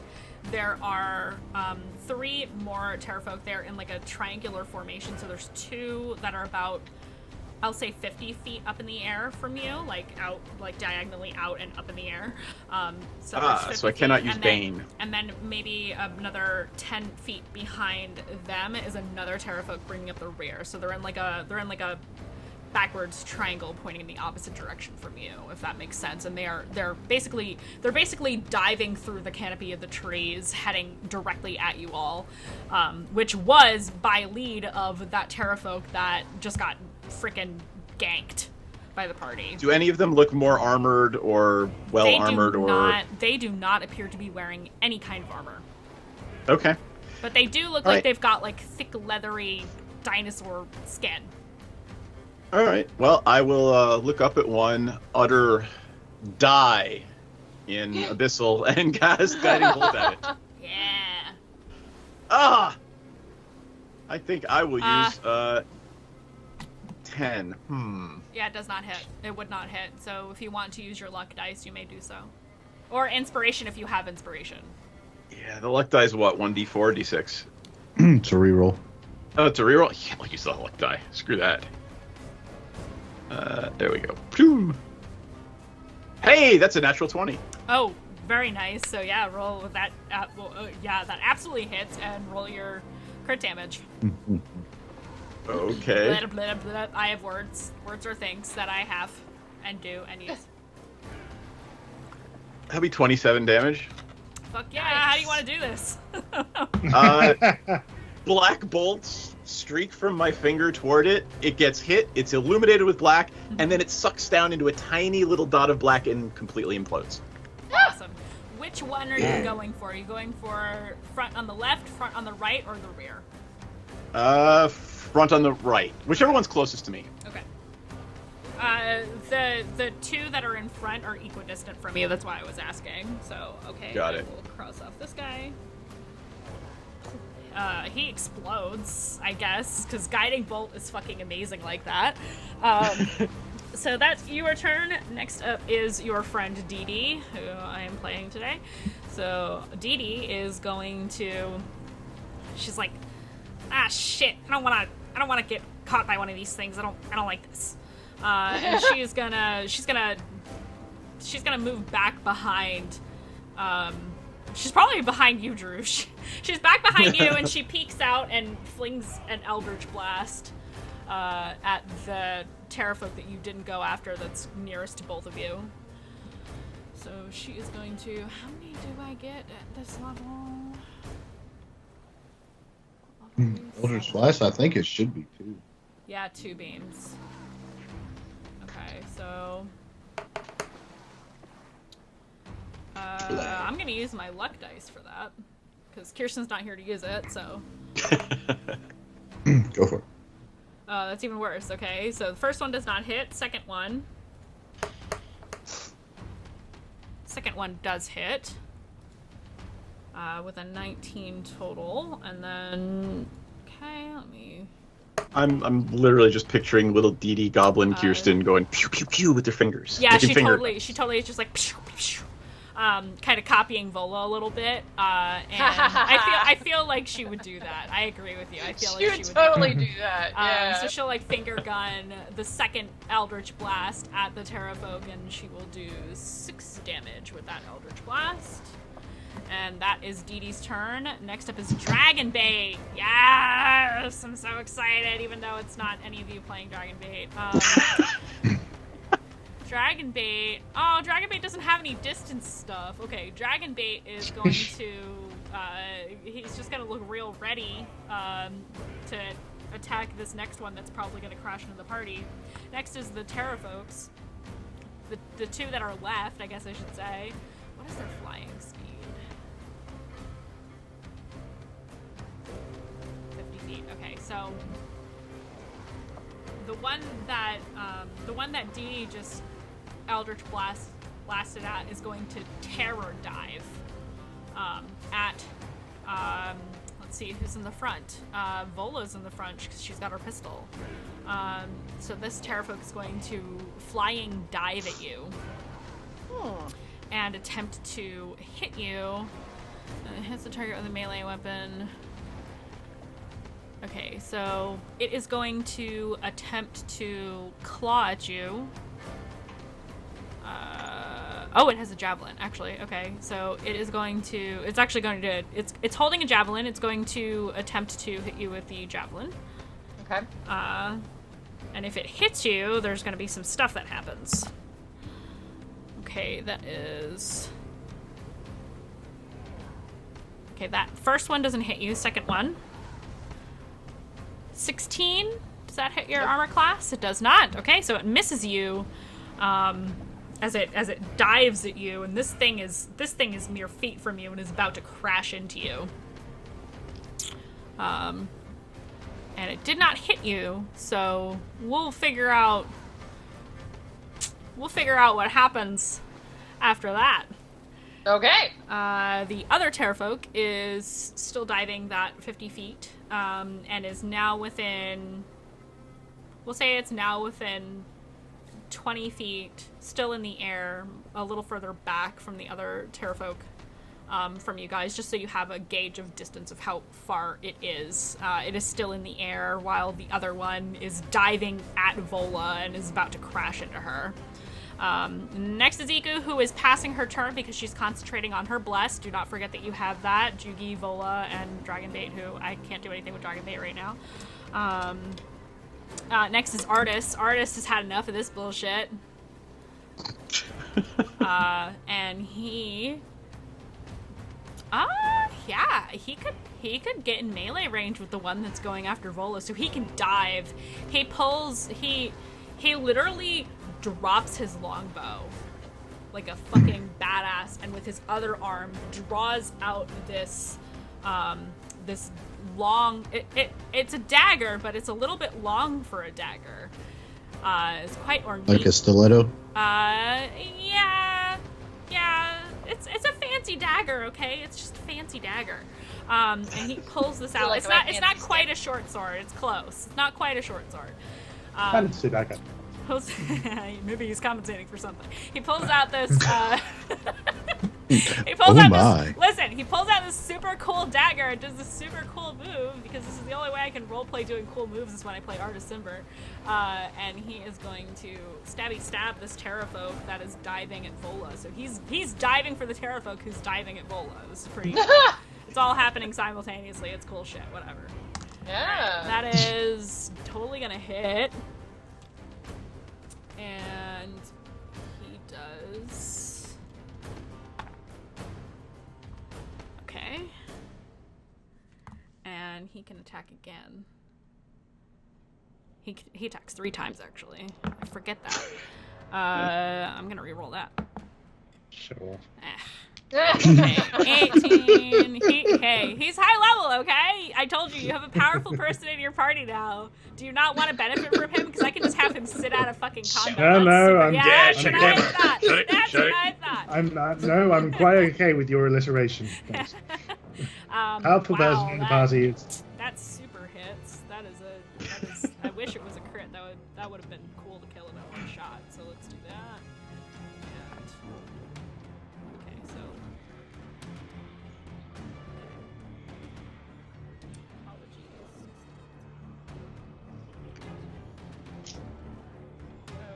dokie. That is Artis's turn. Ranzit, it's your turn with Jugi up next. Other than the one that Artist just went and dive bombed himself at, Yeah. are there any of that's all, folks.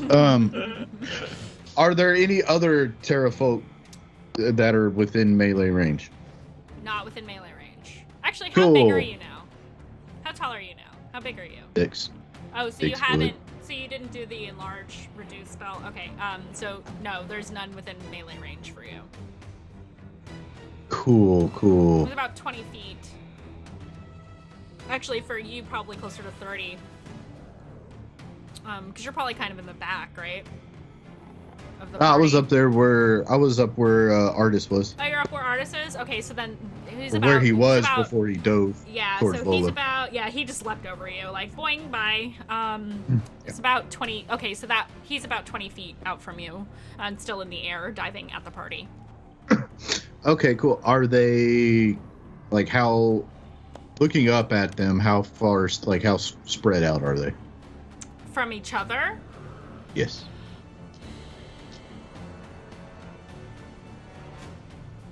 Oh, 25 feet.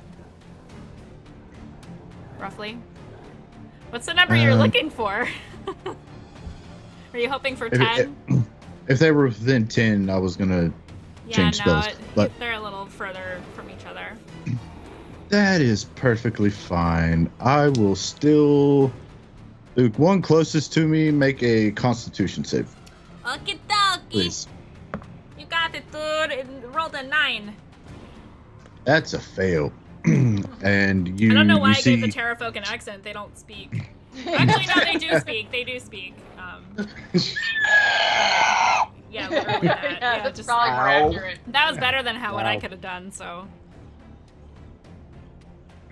I mean- I failed. What do I get? What do I you get? see Ranzit That was look a up hope and with he one. he holds his hands out and he just makes his fists and they start shaking and you see the his chest piece the like an outline of a hammer starts to glow and all of a sudden you just hear this loud ringing noise that's painfully intense and he just shoots out at him and he takes This is the one that's diving at Vola? Or the other 20 yeah 21 points of thunder damage, I think. At which one again? Whichever one was closest to me. Okay, so the closest one to you is the one that was closest to Vola, so yeah, you totally obliterate that guy. You just, how do you want to fucking do this? Or wait, well, yeah, it would be one that's in the air because that one one of the is, ones in the one that's diving is still technically not touching the ground, but it's a lot closer to the ground. Okay, What spell is it? But- Shatter. Oh, okay, you probably want the one further away then. Yeah. How much was the damage again? 21. Ah, so close. I was gonna say, if you attack the other one, you totally kill it, but you might hurt your friends. Yeah. Because Shatter has a Shatter has an area of effect, does it not? It's like 20 Yeah, 10 feet. foot. Oh, it's 10 feet, not 20 feet. Still, it would definitely hit people. Mhm. Okay, that was really good. Do you have anything else you want to do? I could cast the spell as a bonus action, but there's really no point. So that'll be my turn. Okie-dokie. Oh, Judy. wait, bonus Wait, action. I will activate my defensive shield, and then that's it. Good idea. Jugi, you're up next. Vola is on deck. Okay, so how far would it take for me to be able to run up and jump up to try to attack this flying terror folk? For you? Are you just trying to Because- get within 10 feet of it? Yeah, basically, It's really high. I mean, I know it's 20 feet up, which would be a bit too high for me normally. However, I can use, I'm going to use a bonus action to channel divinity, peerless athlete, increase my long and high jumps by another 10 feet, which should get me within range, right? Is it your strength modifier that determines how many feet you can jump? My strength modifier normally determines Strength how... score, I think. Your strength no, score. strength. So 16 Those- feet plus 10 feet is let me- 26 feet. So yeah. Yeah. Okay. So, Sure. yeah. Okay. Let's so, go for yeah. it. I feel the power of Lathander Yes, you course do. through me, and I charge past everyone, kind of like Naruto running with my halberd in my hand, Hell yeah. leap up into the air, and then just slash away at this Terrafolk. Okay. Because I'm blessed, I get a d4. You do. You are so blessed. And that is Hashtag blessed. that is 24 to hit, That definitely hits. 100%. and I'm going to use Divine Smite level 2. Why not? Okay. Okay. Smite the shit out of it. Yeah. I mean, you only have to do, like... And you know what? Just go for it. Just go for it. Just go Just for do it. it. You get to describe how it explodes. That's the best Completely- part. Yeah, just completely overkill it. I'm totally cool Okay. with that. Okay, that's 8 slashing damage with the halberd, and Yep. hang on a second, let me get 3d8 out.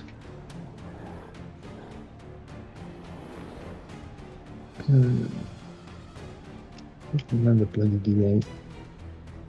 Like this.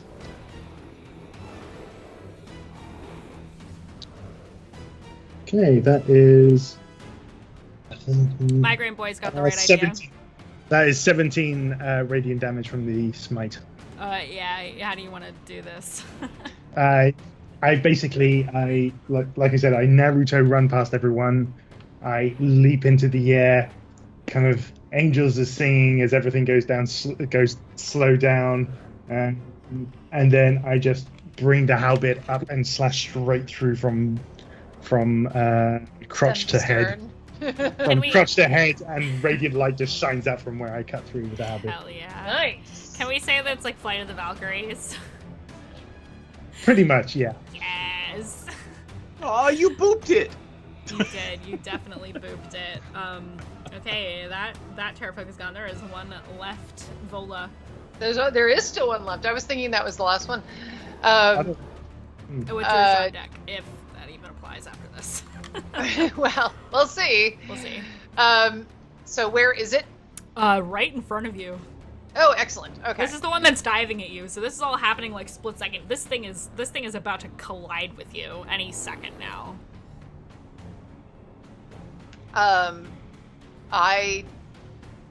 Sorry, I keep getting messages. Yeah, I'm gonna great X the shit out of that.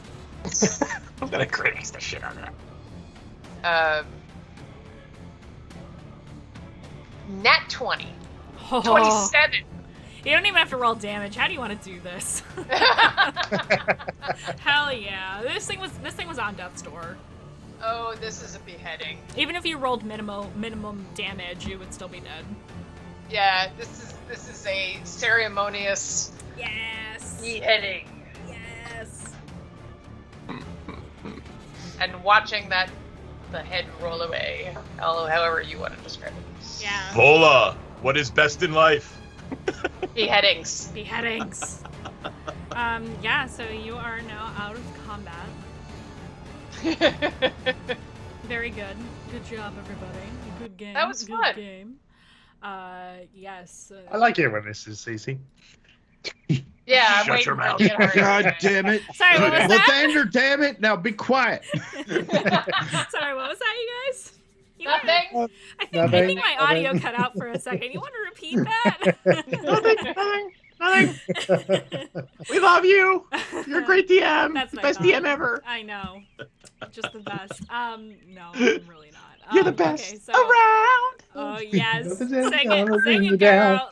down. Yeah. So Artis goes and retrieves his longbow and sheaths his very fancy dagger. Slings the longbow back over his shoulder, and he points at the corpses and he says, "This is what happens when you spend too much time in the air.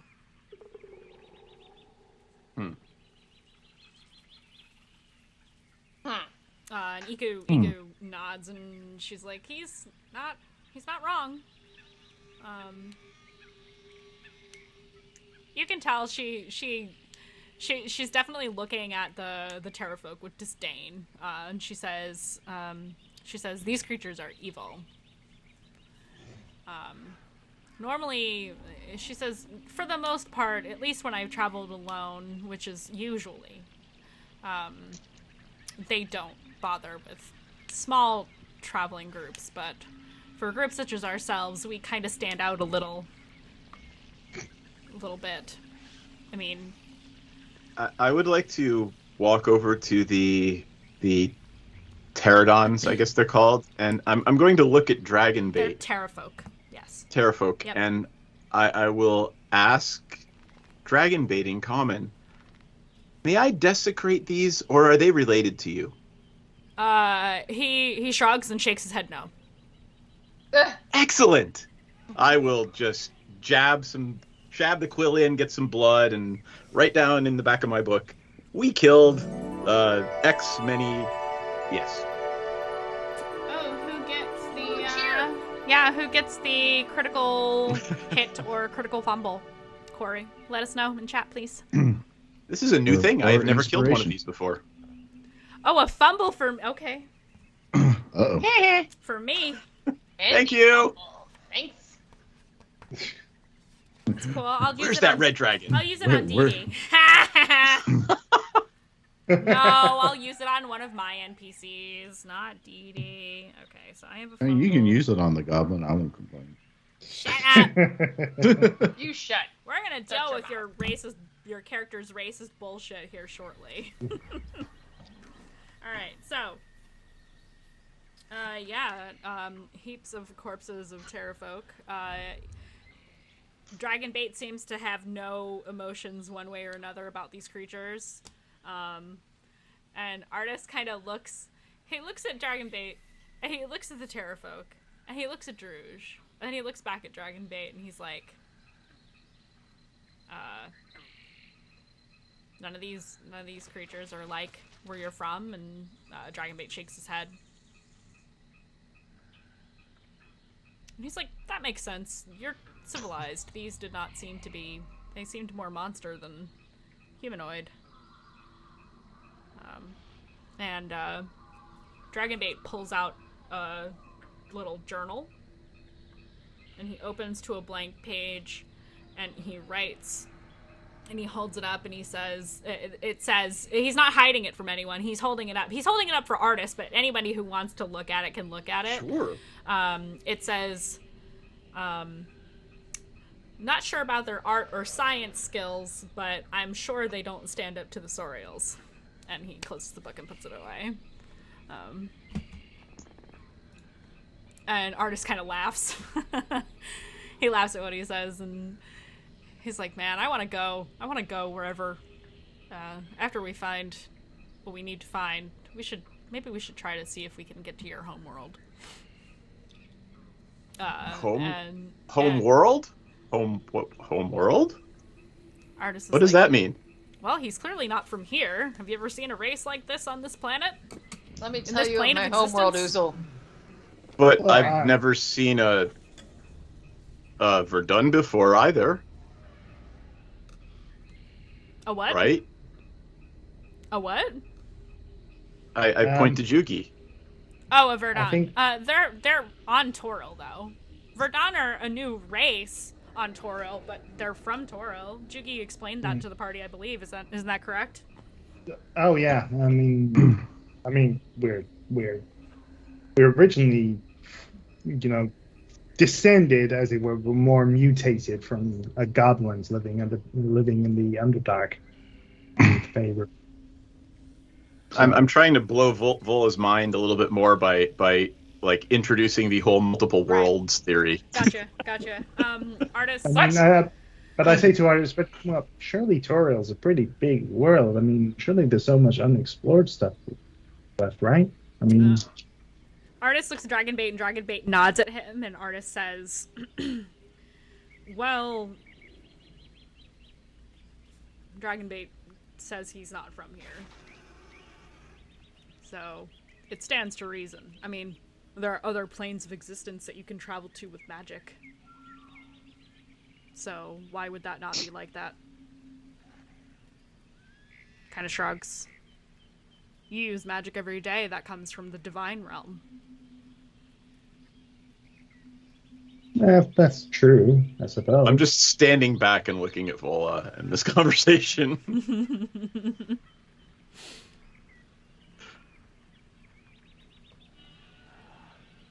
But I mean, if it was from a world, but if it's in another world, is it in the same material plane? Because surely they'd have to travel really far in order to get here, and that would be.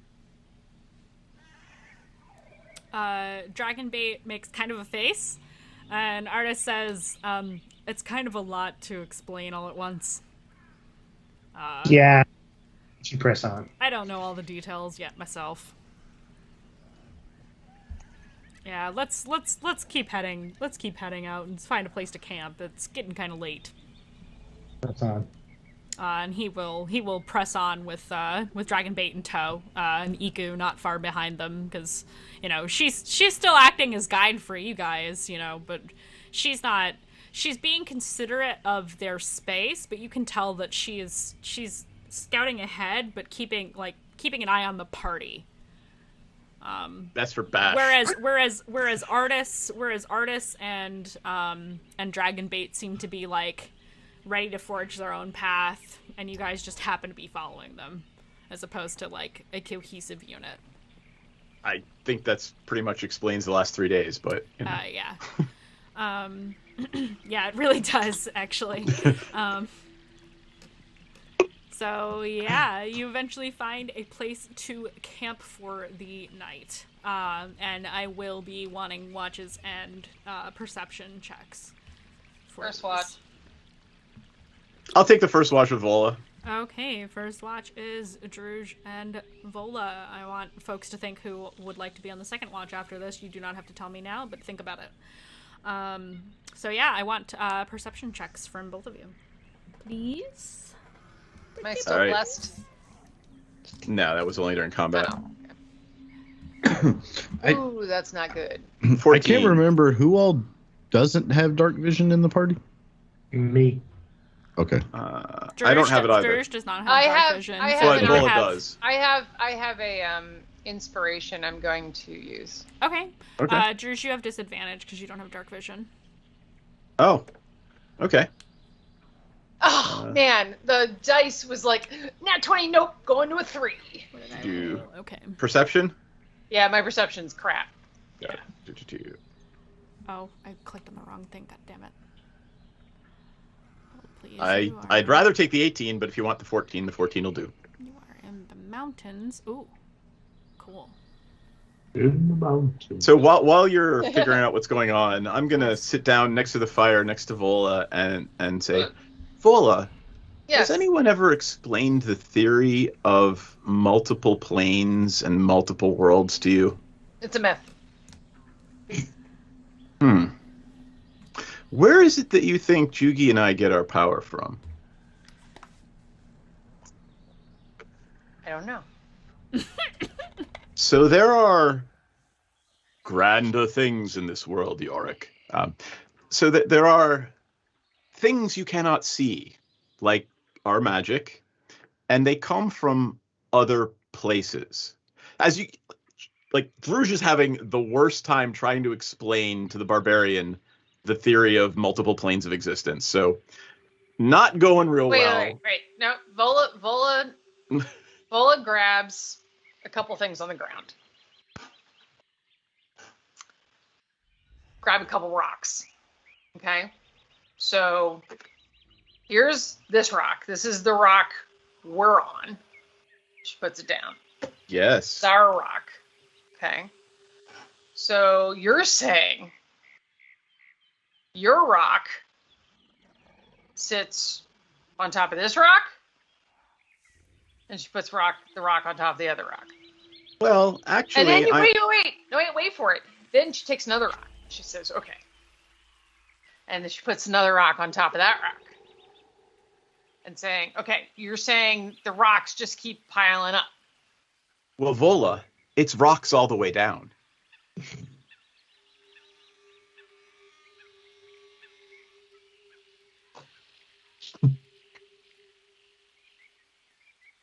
But the rocks would squish each other.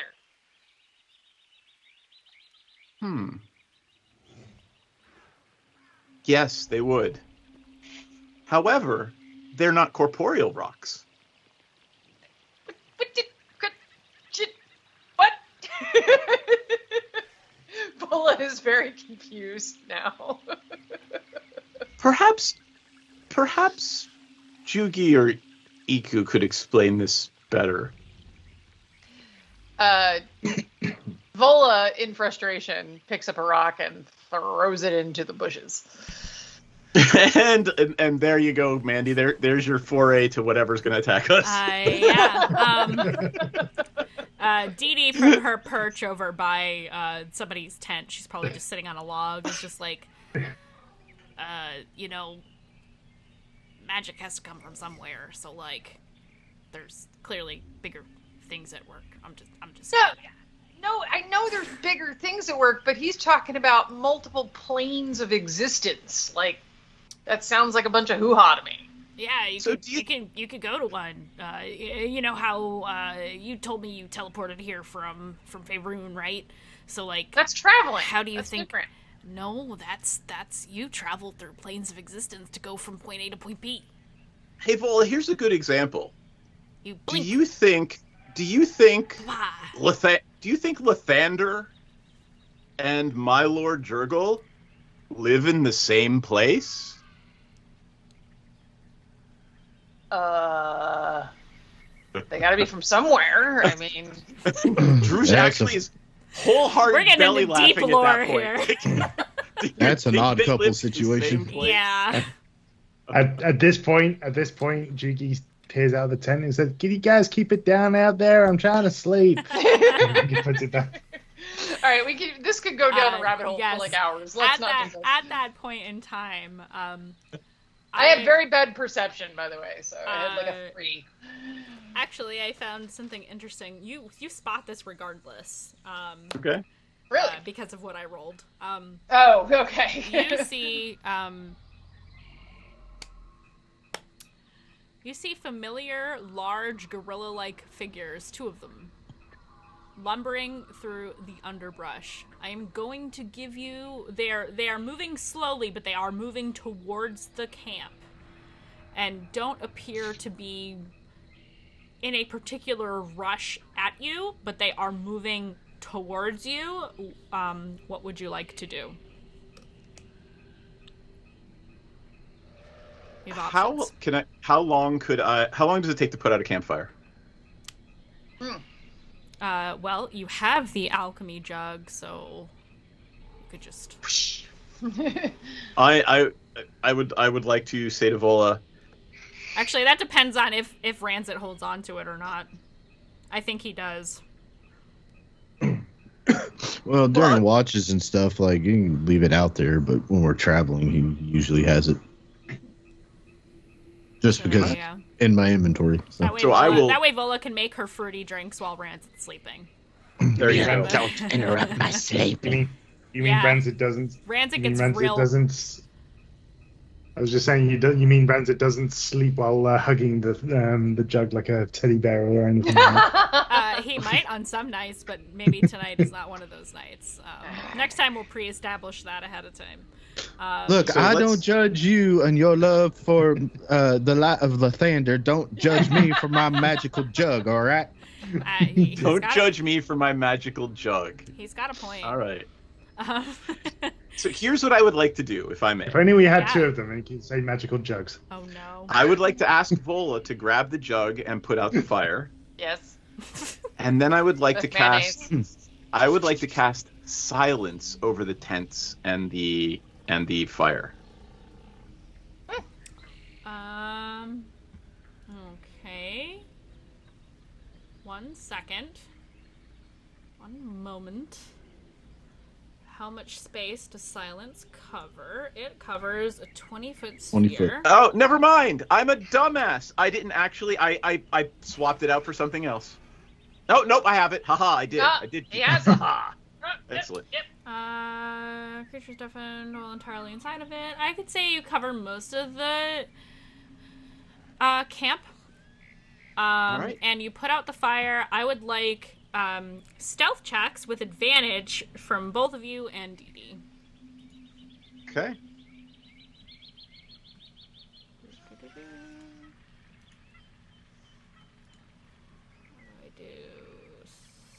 I do 22. 18. Oh no. Oh, she actually still did pretty good. Oh my god, did I actually get us out of a combat? I got us instead of killing it. 18, 22, 16. Let me roll for the big old boys. You don't know the names of those creatures. I don't think Iko ever Big told old you. boys. I like that. Big old boys. Okay. You duck into the tents around the camp. And Dee Dee does the same to get out of view, and you hear them lumber by with no further confrontation. Great. And you wait. And you wait. Nicely and done. You wait about. You wait a good, I don't know, 6 or 7 minutes, roughly, and you wait for the thudding footsteps of these big, heavy creatures to completely fade from sound before you come out of hiding again. You have managed to avoid this encounter. 18-year-old Seth would be very displeased with me. However, I am happy. Why? for not getting in combat. No. Yeah, so sometimes depending, well, it's kind of hard for giant gorilla things to like sneak up on anything, so you basically will automatically spot them no matter what. They're impossible to miss. Is basically the point of that. So yeah. Who's second watch? I'll go now is the with dangerous Judy. time where I unequip my breastplate. Yeah, sure. I'm up for. Cool. So Ranzit and Jugi. And Dee Dee, of course, because Dee Dee's always around. But she's probably like wandered off or something just to, you know, have something to do. She probably paces around the camp a lot because she has nothing better to do.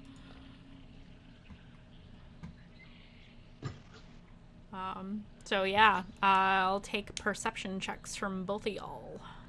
I take it mine's with disadvantage as well. Yes, that is correct. Still, that's pretty good. Oh, 19. very 18. good. Even with a disadvantage, I have 18. I have another table I get to roll on. I'm so excited. Oh Ooh. God. As Go ahead. I just want to, as we're having our kind of talk, I kind of look at Ranzit,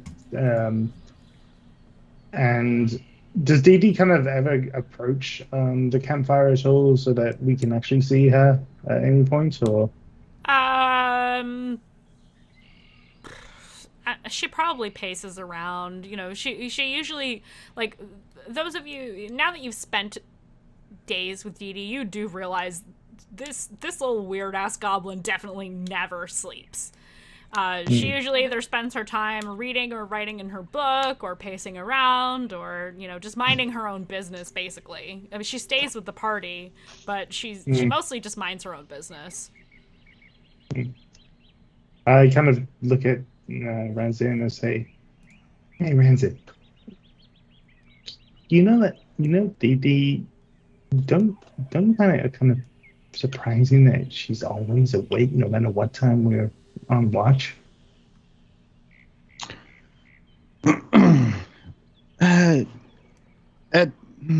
Yes, at first I thought it was a bit strange, but after spending some time with her in the group,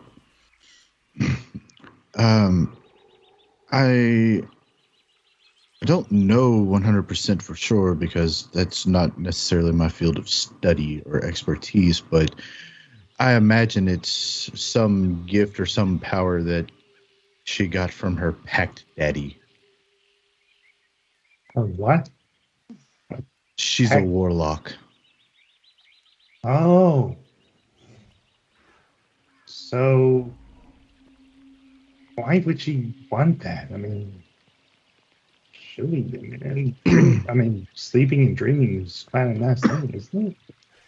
I mean, obviously, if Um, you have nightmares or Are you something. guys But, trying to be subtle about your conversation so that nobody else can yeah, overhear? Okay, I want stealth yeah. checks from both of you, or whoever is trying to be subtle about this.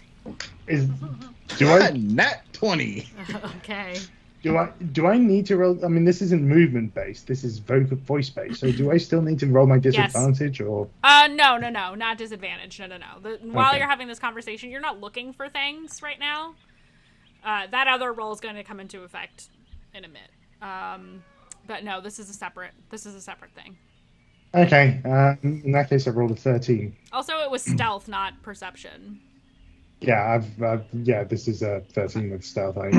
Yeah, but if you're Right, because your trying armor. You to don't need. speak stealthily, Yeah. it would be stealth with using your charisma mod. Oh, okay. Yeah, that's fair. Okay, that's fine then. That'll be 17 then. Okay. What did Dee get? You just see Dee Dee walking around on the other side of the camp. Doesn't seem to notice what you guys are talking about at the moment. Just trying to see if she would pipe up and answer your questions or not. Okay. But to what you were saying, Yugi, I, sometimes some people just make spur of the moment decisions and or pacts with otherworldly beings in a time of great need or when they desire great power. All right. So you can certainly understand what desperation can certainly do. Yes. Again, I haven't really I don't know if dealt with many warlocks would be the correct expression there, but normally they do their thing and I'm usually busy doing whatever it is I'm doing. Yeah, you seem to. I don't know. You don't seem to interact with Dee Dee quite a lot, though, do you? Oh, you're right, I don't. Is there a problem with her, or? Not yet. Okay. I'm just wanted to make sure it's clear. I mean, you've heard me tell you that. I mean, I've seen you sometimes, speak angrily or look at Dee Dee with something. I mean, my people originally came from goblins, right? Yes, you've mentioned it before. However, there is a big difference between descending from goblins and actively being a goblin. Okay, well, if you think that, I just want to make sure there's no problem between you and me. Right? There's no problem. Not at all. Where I'm from, goblins are wretched, vile, despicable blights on the plane. All right then. Where are you from exactly? Ever heard of a town called Neverwinter? Ah, Neverwinter. Yeah, it's quite warm there, isn't it? Especially over, Oh especially, yes, it's quite especially quite given how delightful cold it year is. round. It's kind of typed into the name. Um, Neverwinter. Well, I mean, I've heard the stories. There's that it lives, doesn't it? Kind of live above the river flows through Neverwinter is really warm because it goes through some kind of, it gets heated up for some reason. I don't know much about it myself, but that means it's just completely. But that's what causes the city to be, warm. But yes. what are the but I mean, are there many goblins in Neverwinter? I've never heard. I never really heard much. Not so much within the city itself. I'm sure that there are because they can be sneaky little shits. Um, Sneaky snakes. slither little sneaky snakes. Um, however, the roads and the surrounding lands are rife with them. Hmm. Well, I mean, I'm sure you have your experiences, but I mean, You see him kind of reach up and like clutch the amulet that he wears, and he says, "Oh yes, I have plenty of experiences regarding those creatures."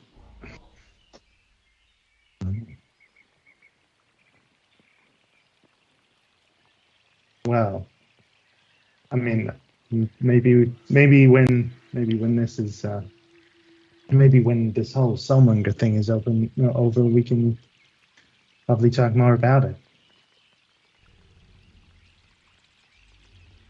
Possibly. I mean, it would be nice if the denizens and the powerful people of Neverwinter themselves would deal with it per se, but a lot of the higher ups in Neverwinter are lazy, arrogant assholes. Well, don't they say that about all the higher ups in all major city states? Huh? Oh At least yes, I that mean the Lords of Waterdeep are no different. at least that's what some of the Verdan that have resided in those places have told me. Oh yes, I mean they're not wrong. They're completely correct.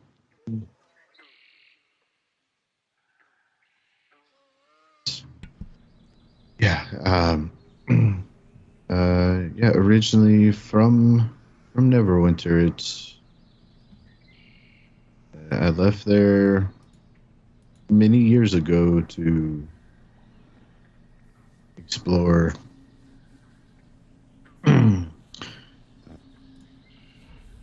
explore my craft, if you will, and dive full into the science behind artifice.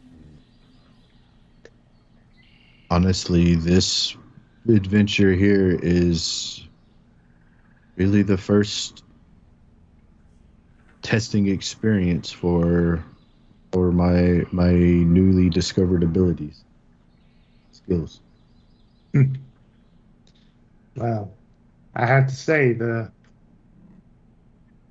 skills that you implement certainly have helped in our adventure here. I'm glad to have you around. Aw. I would prefer to stay amongst the living. That is definitely for sure. Because even so, the death curse withstanding or not, one thing I learned early on in my studies is dying is not conducive to a long life. It's all right. I've done it like 9 times. Oh my god. No, it most definitely isn't. I should know. it's definitely not a worthwhile existence for a long and fulfilling life. No. Especially when by accident. Yes. And speaking of which, like, again, your mutations, they just happen sporadically, right? Or there's like no controlling them, or They I mean, they tend to mostly happen at night, but it's a long. I mean, there is a at a certain point in a person's life, they endure a massive growth spurt.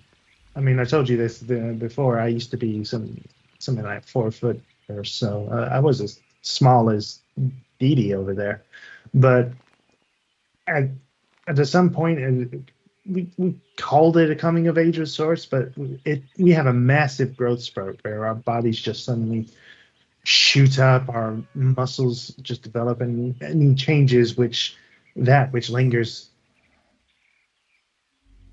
decides upon our bodies just happens.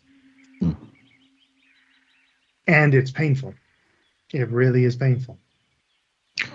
oh, I can only imagine such a change happened overnight like that. I remember the large growth spurt that I had at one point in time. I went from 2 foot to 3 foot. It wasn't overnight. No, mine wasn't overnight either. It just happened in the middle of something that I was doing at the time. And it brought it back. I'm sorry, talking about this, it kind of brings back a bad memory for me. So, I understand. Suffice to Talking about say- Neverwinter does the same for me. So, suffice to say, during my growth spurt, something bad happened.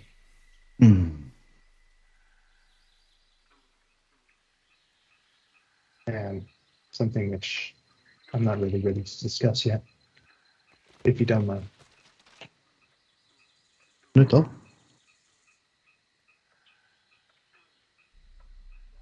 Anyway, how long have we been on watch now?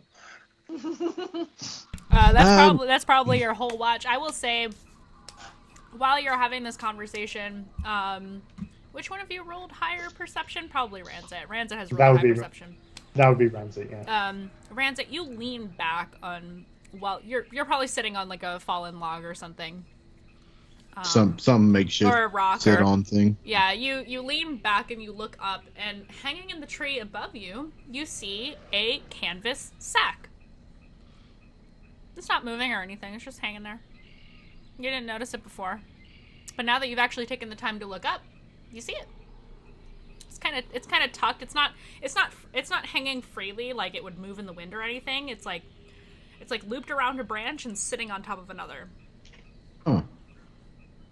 Just a plain canvas sack.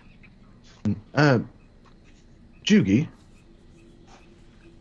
Yeah? you have your pole arm at hand, right? Got it right here. They pick it up and I was like, well, since that thing is very long and you're much taller than I'll point up to the tree and say, you see that canvas sack sitting there up on the branches? yeah. Was that there before? I don't know. I am befuddled. You want me to poke at it with my halberd or something? Is that what you're asking? If you could try to at least knock it out of the tree, that would. I mean, it's nighttime. We're in the middle of, Satan's jungle, so there's no telling what could be in the trees. Yeah, Satan's just butthole. just quick warning. I don't see all that well, and are you sure that canvas bag isn't something like a hornet's nest or something like that? Because that can be quite painful. It's definitely It can. I mean, I can definitely see bad.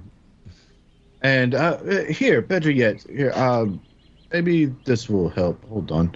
Let me. I love this.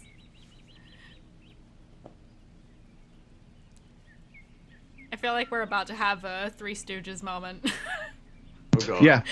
He reaches down and grabs some like plant, like long plant leaves and fibers, things like that, and just takes a torch and attaches it to the end of the pole arm. You know, Okay. temporarily. And Sure.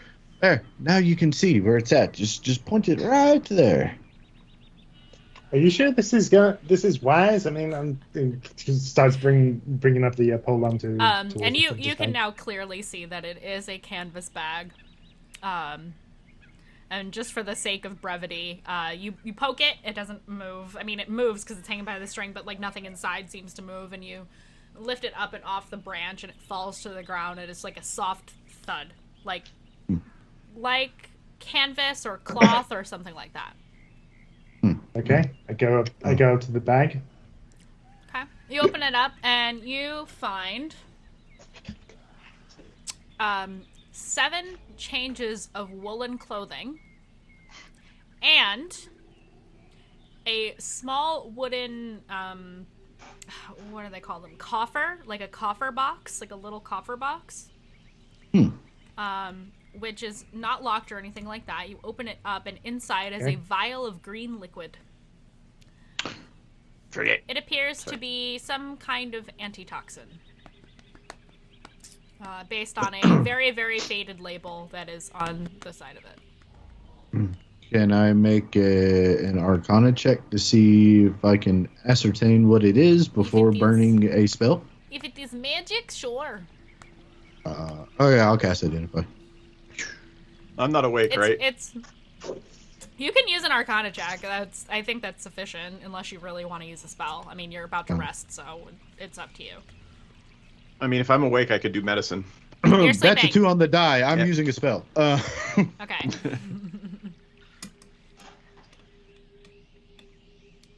You use Identify. Yeah.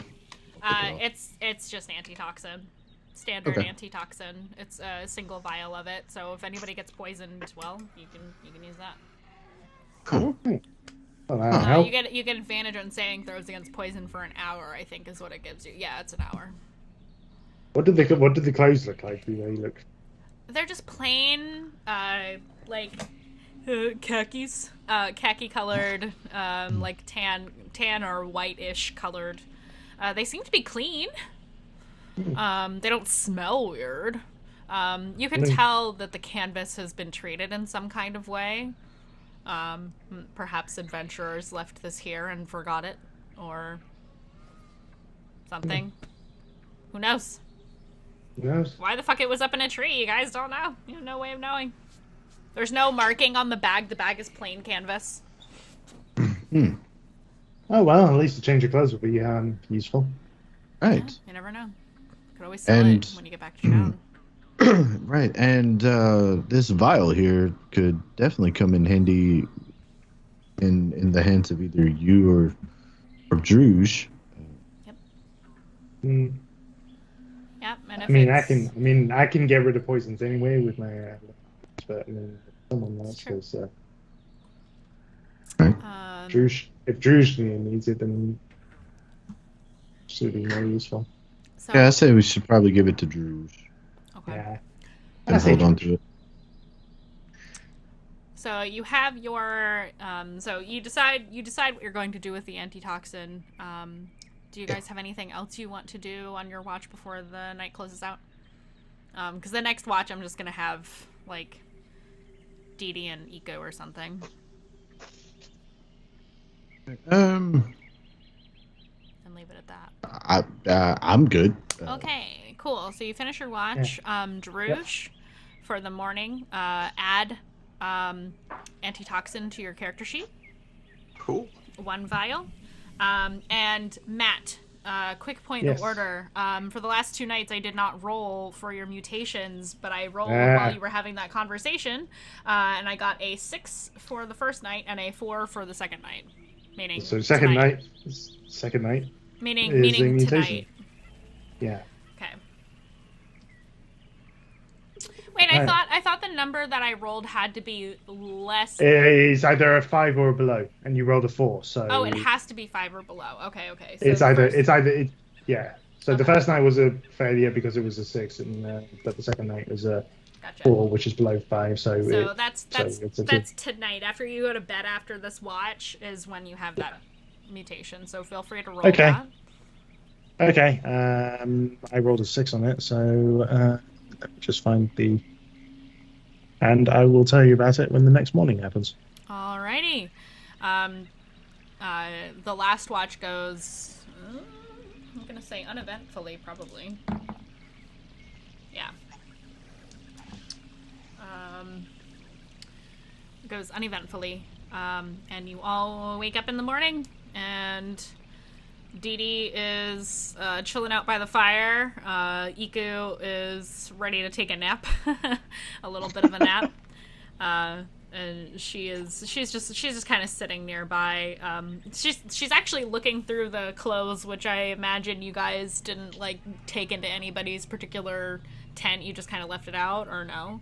I would say probably left it there and, Yeah. and told Iku like, as we were passing. We'd be like, "Hey, we found a bag, some random shit in it. It's sitting right there."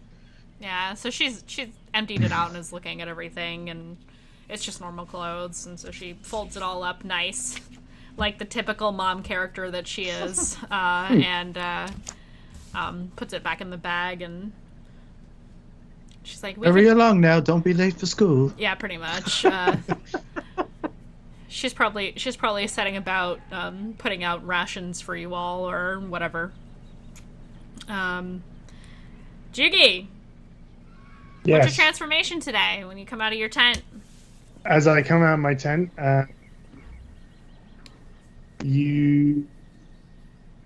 if you recall, my skin color was originally pear green. It seems to have turned into a darker shade of green. 50 Shades of Green. Shades Yeah. of Jugi. Oh, Yeah, it God. seems to have gone into a sort of jungle green. I miss Welcome to the Kirsten. That would have been a jungle. 10-minute thing. Yeah, it would have. Yeah, it would have. Yeah. 50 Yeah, Shades of my Green. skin color is darker than it was before. Interesting. Yeah, it's So Jugi comes out of their tent, and you all see that their skin is darker. Maybe they're getting a tan? Question. That's I what was I was just about gonna to say, maybe yeah. Jugi just got a tan.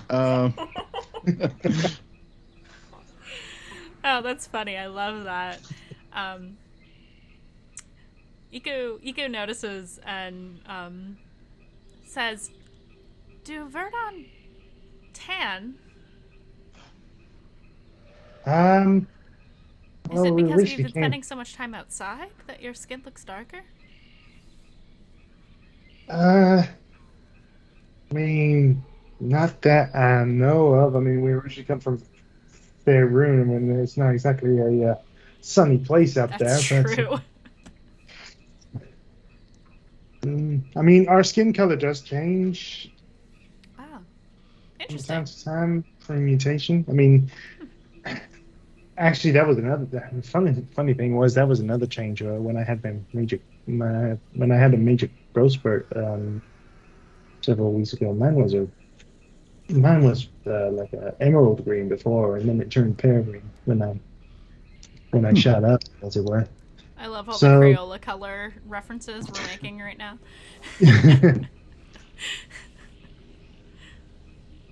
Dockers, my green boy. Yeah, that was I when don't we were know. talking about khakis. Oh, yeah. Yankees, Jake from State Farm. Oh, damn it. My color wheel's over there. Never mind. Oh, my God. I guess this is something I'm gonna need to put in my mutation check by the looks of it. And Jiggy gets out his diary and their journal. So Iku, Iku will just kind of pat your shoulder and say, "Well, I liked the color before, but this one's really nice too. It's a very nice color of green. Thank you.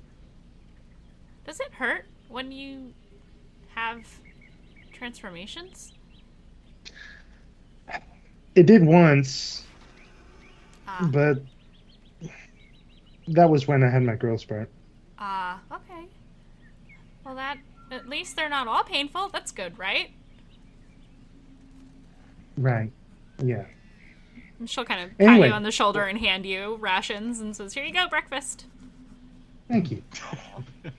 Nom, nom, nom. Meanwhile, Artis and Dragonbait are just doing their thing, getting ready. Probably will sit down with the party and have a bite to eat before everybody gets going. Is there anything anybody would like to do this morning before we move on? We've been traveling for a couple of days, heading back to where the wreckage was, so we should be getting fairly close, right? Yes, you are. My question too. You're basically at the base of a mountain, so you have options right now. I'm going to roll for something real quick. Okay, Ranzit is like he just chugged an entire jug full of like high power coffee, and he's just like, all right, let's go. Artis says, well, and he kind of points to the mountainside, and he says, we can walk up this a bit, or try to climb today, get as far as we can, and then maybe that'll give you the view that you need to determine if it's something that's fixable by you or not. What do you think? Possibly. I believe. Let me double check to make sure both these spells are not concentration. Kelly, you should definitely stick your fingers in your eyes after petting the cat. I didn't pet the cat. Not recently. Pet the kitty, pet the kitty. God, it's already dawn. Yeah, they. Oh my god. Yeah, they are both concentration. Praise Lathander. The light of Lathander compels you. I was just saying because it's dawn for Matt. Yeah. Praise the light of Lathander. All praise be to the morning Lord. Yeah, I don't know about that. It's really grey over here in England, so. Sign me up. I want that. I want that. Yes, good morning, Matt. Good morning, Matt. Good morning. Good morning. Good morning. Good morning. I love that. The what was I going? Oh, You're gonna do spells. yeah, we could. I could cast a spell that would allow myself or a couple of us at least to scale the side of the mountain with ease. I don't know if that would make things easier on us or not, but certainly make things faster. So if you want to like climb up the mountain a bit on your own, like high enough up that you think you might be able to see stuff, God, I'm not good at thinking about distances and like how high up you would have to get in order to see that. You definitely have to get up over the trees. Yeah. How far can you move with spider climb? With spider climb, I'm basically a little spider monkey. It's just it's concentration for up to an hour. Okay. Spider monkey. I know. I'm just picturing Ranzit Spider Monkey now. Spider monkey. Yeah. Yeah. You know what? If you want to try to climb up like a couple 100 feet. Sure, I'll do that. Cool. Let me go ahead and click long rest. Yes, everybody has a long rest. I don't think I actually explicitly said that, so I'm saying it now. And I will cast Spider Monkey spell. And take off! I wonder how far artists can move with Dimension Door. Oh, that's actually pretty good. He is going to Dimension Door with Dragon Bait up. Ika's gonna stay with the party. She's like, yeah, don't worry, I'll stay here just in case anything happens. Okay, we'll be right back. Brrr. So I'd you rather go. stay with her. You go running. Dragonbait kind of looks at the party like he looks conflicted, like he doesn't want to go up, but he's not going to leave Artis. And so Artis opens up a dimension door, like swirling blue, icy cold energy. Can Dee make them invisible? She can, but we're not going to do that. Dee Dee does not give a shit about Artis Simber. I can say that with confidence, even without Kirsten around. I can say that with confidence. Dee Dee does not give a single shit about Artis Simber. So. Alrighty then. Oh, the Lollygaggers. Lollygaggers! Hey, Hello, thanks and for the welcome raid. in. Yes, thank you for the raid. We are playing some Tomb of Annihilation this evening. Or this Okay. morning, if you're in the UK. Yes, this morning. Yeah. If you're in the UK. Anyway, welcome on in, everybody. Make yourselves comfy. Hope you're all hydrated and have snacks and are all comfy and ready for some shenanigans. So right where we left off, Artis opens up a dimension door and steps through with Dragonbait as the rest of you wait. And dimension door is like up above like where Ranzit is, because dimension door, I realize now, is 500 feet, which is pretty dope. So he moves up to like a plateau kind of deal, and you catch up with him eventually, pretty easily with spider climb. It doesn't take you. I don't think it would really take you that crazy long, because how far can you move in around 30 feet? You can move 40 feet further with my than- aura. Yeah, but he leaves your aura very quickly. Well, in that case, then, yeah. Yeah. If I.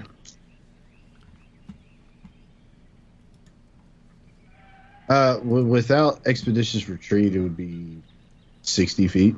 Okay, so yeah, 60 feet. Yeah. But I won't. I don't have to. I'm not slowed I don't down while think- climbing and don't have to make checks. Yeah. So No, you do not.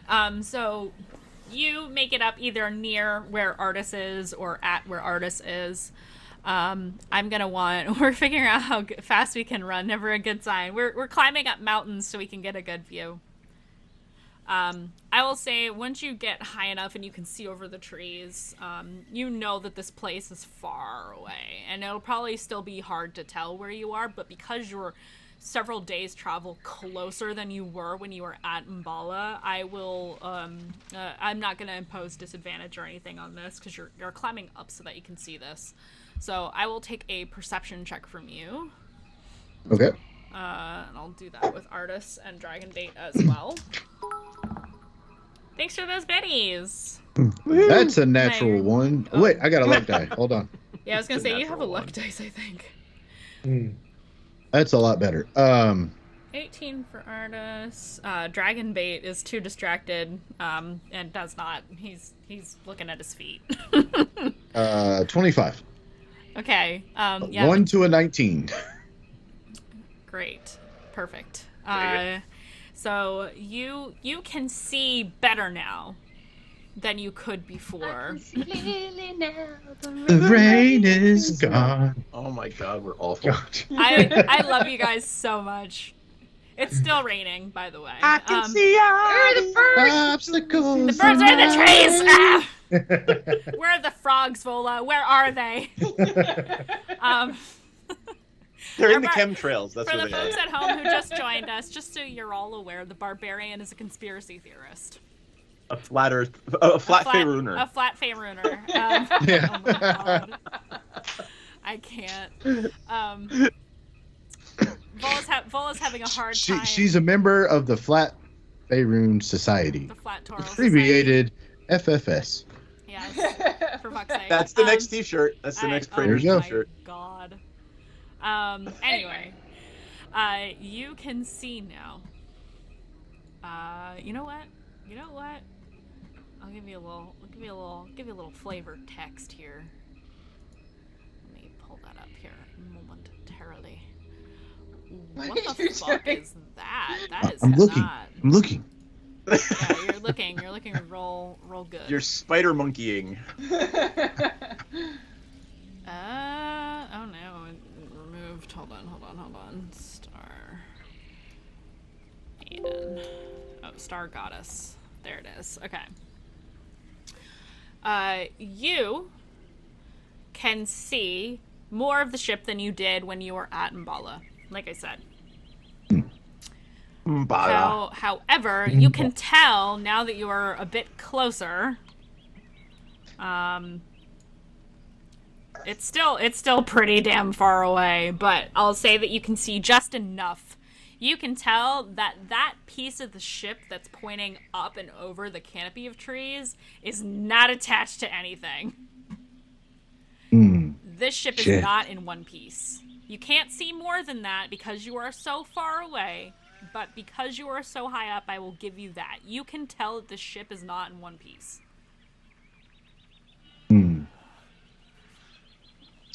Well, this is disappointing.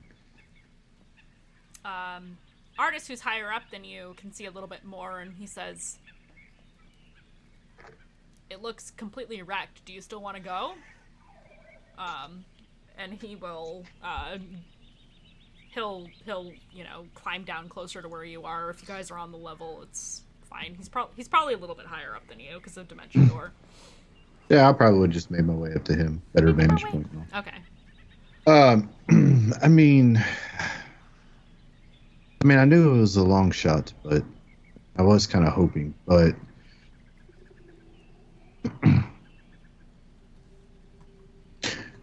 although, I know a lot of things that appear to be completely destroyed are still, it may take time, but can still be repaired via magic. But I don't know.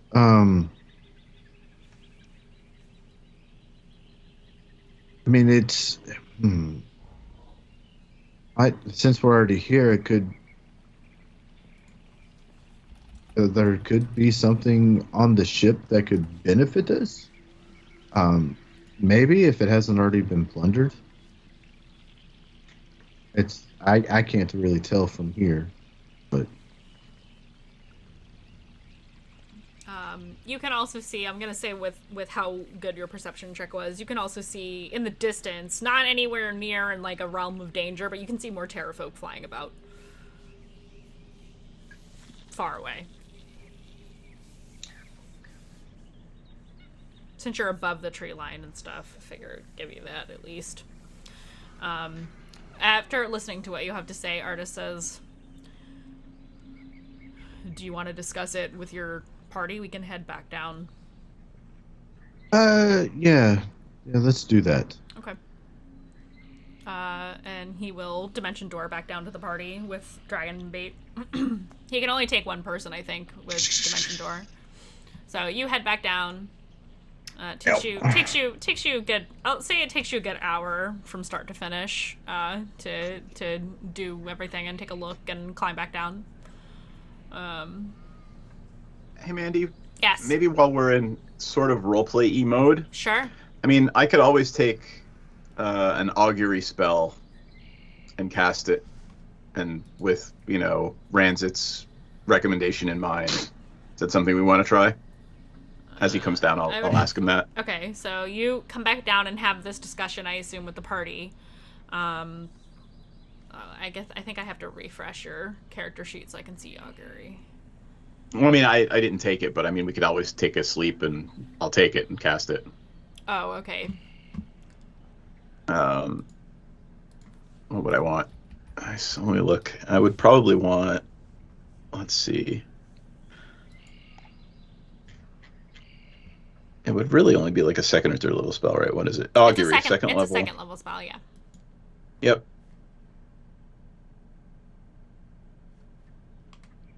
Casting time 11 minutes. So you could do it tomorrow if you wanted to. You guys could keep moving if you want to. It's up to you. What do you guys think? What does the group think? Shall I consult the God of Death and see what the God of Death has to say about this plan? Magic 8 Ball says ... We could. It would certainly be better to move forward with some information rather than no information, right?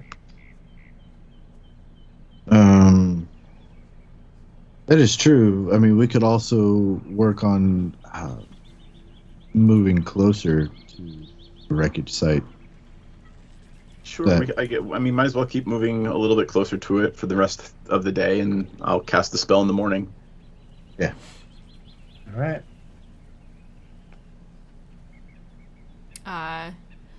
Iku will pipe up at this point and say, it may be better to get closer to the River Tath once again, unless you feel more comfortable in the mountains. I mean, she's the guide. I'm not going to screw around with the guide. She'll. I am she'll inclined to follow whatever she says. She'll say it's really up to your preference. You know, she's open to working with whatever your timeline is. You guys have already paid her. She's been paid already. So, like, she's working on your timeline. Got it. All right. Not that she directly has been paid. She donates all that money and pays her dues to the merchant princes. So, the rest goes to charity. She doesn't actually get that money, which you all already knew about. So she says it's up to what you guys think is best. Oh, Ranzit, one other thing. While you were up there, to the southwest of you, out in the ocean, or out towards the ocean, I should say, you definitely saw big plumes of smoke from the southwest towards the ocean, towards the end of the Mistcliff Mountains. Roll me a intelligence check to see if you remember roughly what that location was supposed to be. Okay.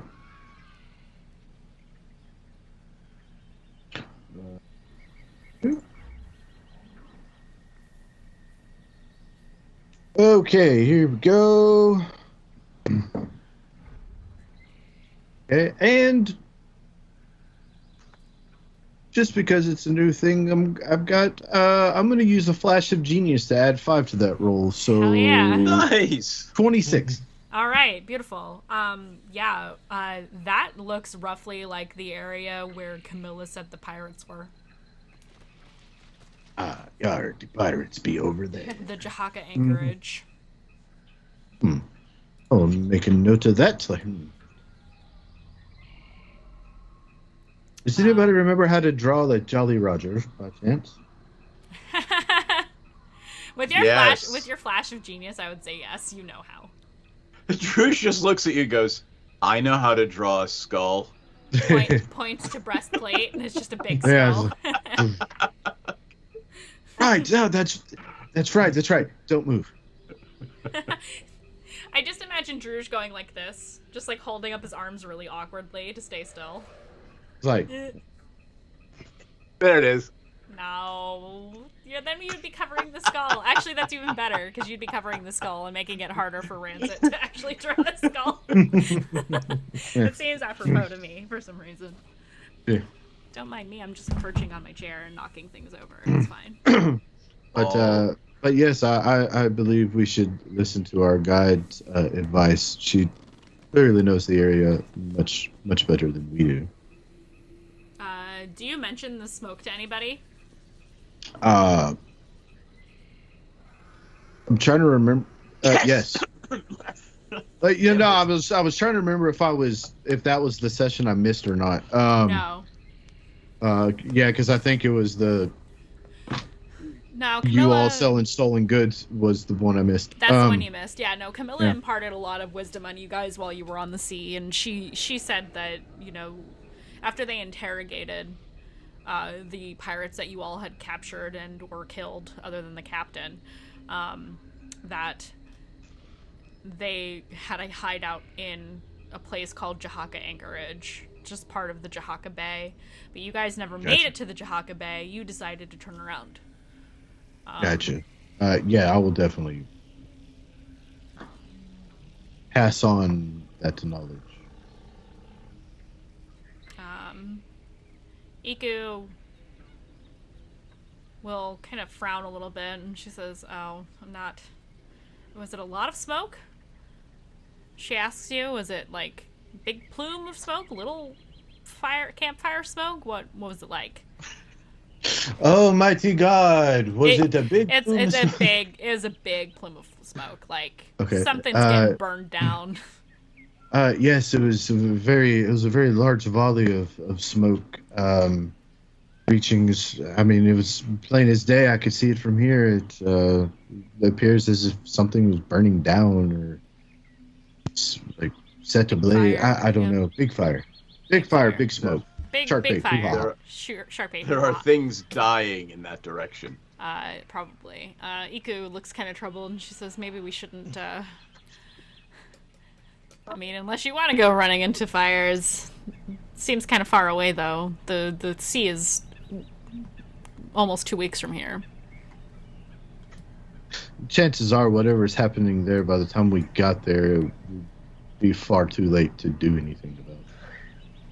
Yeah, Agreed. it's actually all right. I guess it's a week and a half away from where you are at. So she says, "Well, perhaps we should head to the canyon that River Toth runs through. That might be a good place to start." Yes. Artist kind of shrugs and holds up his hands a little bit, and he says, "Yeah, you're the guide. Lead the way." And so she will, and that is where we will stop for the evening. Unless there's anything that anybody wants to do. While Do you want to you're do the still in augury this week or RP. next week? Let's do it next week. You got it. Week after. Let's Week next, after, right, next we're off session, next week. which is not Next this session. coming week. It's the week after. So yes, real quick, for the folks at home, we do not have a session next Friday, the 16th. Vola and Druge are going on adventures that are not Tomb of Annihilation, and have some things they have to take care of. So we will not be having session next week. We will be back the following week. So let's talk about some programming things, if I can ever find the stuff that I have saved. Story of my life. Once again. I swear to God, like, every time I try to do this, and here it is, I got it. Let me read it. No, I got it. So, tomorrow, we are not having our Rise Up Against the Slave Lords game. We normally have that at 9 p.m. Central Time. All the times I'm going to say are Central Time. Tomorrow, in fact, we have Lori's Critical Failures. That is a 20-plus person game. Very rules light and RP heavy. Lori, who is usually on the Saturday all-female game with me, the Greyhawk game, is DMing that event, so definitely tune in tomorrow night to the channel regardless. Even though the Slave Lords game is not on, you'll be able to catch Lori's Critical Failures, and that should be a lot of fun. Sundays, we currently have no programming. Mondays, we have 2 shows going on our YouTube channel, Praetor's Rejects, youtube.com/Praetor's Rejects. We have, it's not Dragon of Icefire Peak anymore. They changed it. It's Wrath of the Stormlords. Stormlord's Wrath. Stormlord's Wrath with DM Sammy. Again, that is exclusively on our YouTube channel. That is at 7 p.m. Central Time. And then here on the Twitch channel, we have Storm King's Thunder with our very own DM Esquire, aka Druge, at 7:30. Is it 7:30? 8 o'clock. Oh, it's 8 o'clock 7 Eastern, 7 Central. Okay, 7 Central. Tuesday, Waterdeep Dungeon of the Mad Mage with DM Duff Lord Praetor himself at 7:30 Central Time. Wednesday is Tales of the Sanguine Isles with DM Mech 45. That is at 8 p.m. Central Time. Thursday, you can find the Tales from the Yawning Portal with our very own DM King Bashman. I am also in that game now. I joined as of this week, so if you want to come tune in, that's great. That's at 8 p.m. Central Time. And then back again I'm on gonna have to Friday, watch to get Death Priest, but not this tips Friday. And then we also have a non-streamed show, which is Savage Worlds East Texas University with our very own DM Eric B. This is not a limited run show anymore. It is a full-blown campaign, so definitely check it out. The recordings from that game are available on our YouTube only. You cannot find it on Twitch, so mosey on over to our YouTube. Scroll down on this page, and there is a panel for our YouTube channel. Please like and subscribe, all that fun stuff. That's where you can find recordings for all of our shows. At least the ones that don't get corrupted like last week's game. And that's it. Am I missing anything, Jeff? We have a subscriber game. We have a subscriber game coming up. Why do I keep forgetting about that? We have a subscriber game coming up. That is on the 25th. The 25th of this month. That's a Sunday. I am DMing that game, so if you subscribe to our channel, and Prime subscriptions apply as well, definitely join our Discord so that you can get in on that before slots run out. And I will be DMing a homebrew creation of mine called Mandi's Mystery Dungeon of Doom. It is a modular dungeon, so it's different every time you play. So cool. You could play it. You could play it 10 times and have a completely different experience every time, and it's a lot of fun. So, awesome. I live for randomly generated dungeons, and so we will be doing that. It's going to be a whole lot of fun and madness. That game will not be streamed, by the way. However, it will be recorded and then posted on our YouTube for later. But cams are not required. So if you're camera shy, that is perfectly fine. That is totally cool. We are cool with that. So yeah, if you want to join, check it out. That's all I got, I think, right? Hey, let me add one thing real quick. Not just the Magic channel that we do. We stream Saturday, Sunday, and other nights of the week on Coven MTG. Mm-hmm. But I didn't told you guys this yet. But Kelly knows. Part of the reason we are not able to play next week is our filmmaking partner's coming into town, and we are ramping back up production on the Magic the Gathering documentary.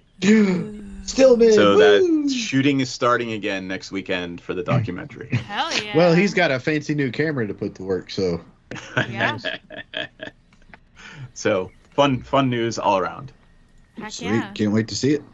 All right, y'all. The first one, the other one they did was all I Am right. Beholder, The Art of Dungeons and Dragons. Yes, it's on Amazon. You should go watch that. It's awesome.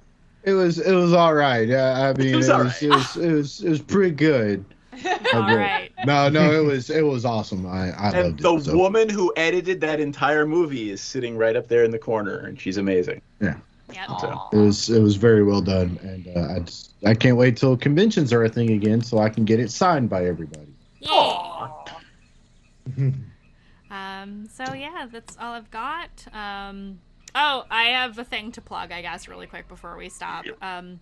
The beta novel for Courtesan's Tale is coming very soon, so if you would like to beta read it, as long as you are not a member of the Dingalings, you are eligible to be a beta reader. Sorry to my fellow Dingalings. So yeah, definitely hit me up on Discord for that, and I will give you access as soon as it is complete. It is so close to being done. I am almost done with the first draft, and so I'll be looking for beta readers to help give me feedback on that. So, yay. Alrighty, well, have a good night, everybody. Thank you for tuning in. We will see you tomorrow for Lori's Critical Failures. That is, again, 9 o'clock Central Time.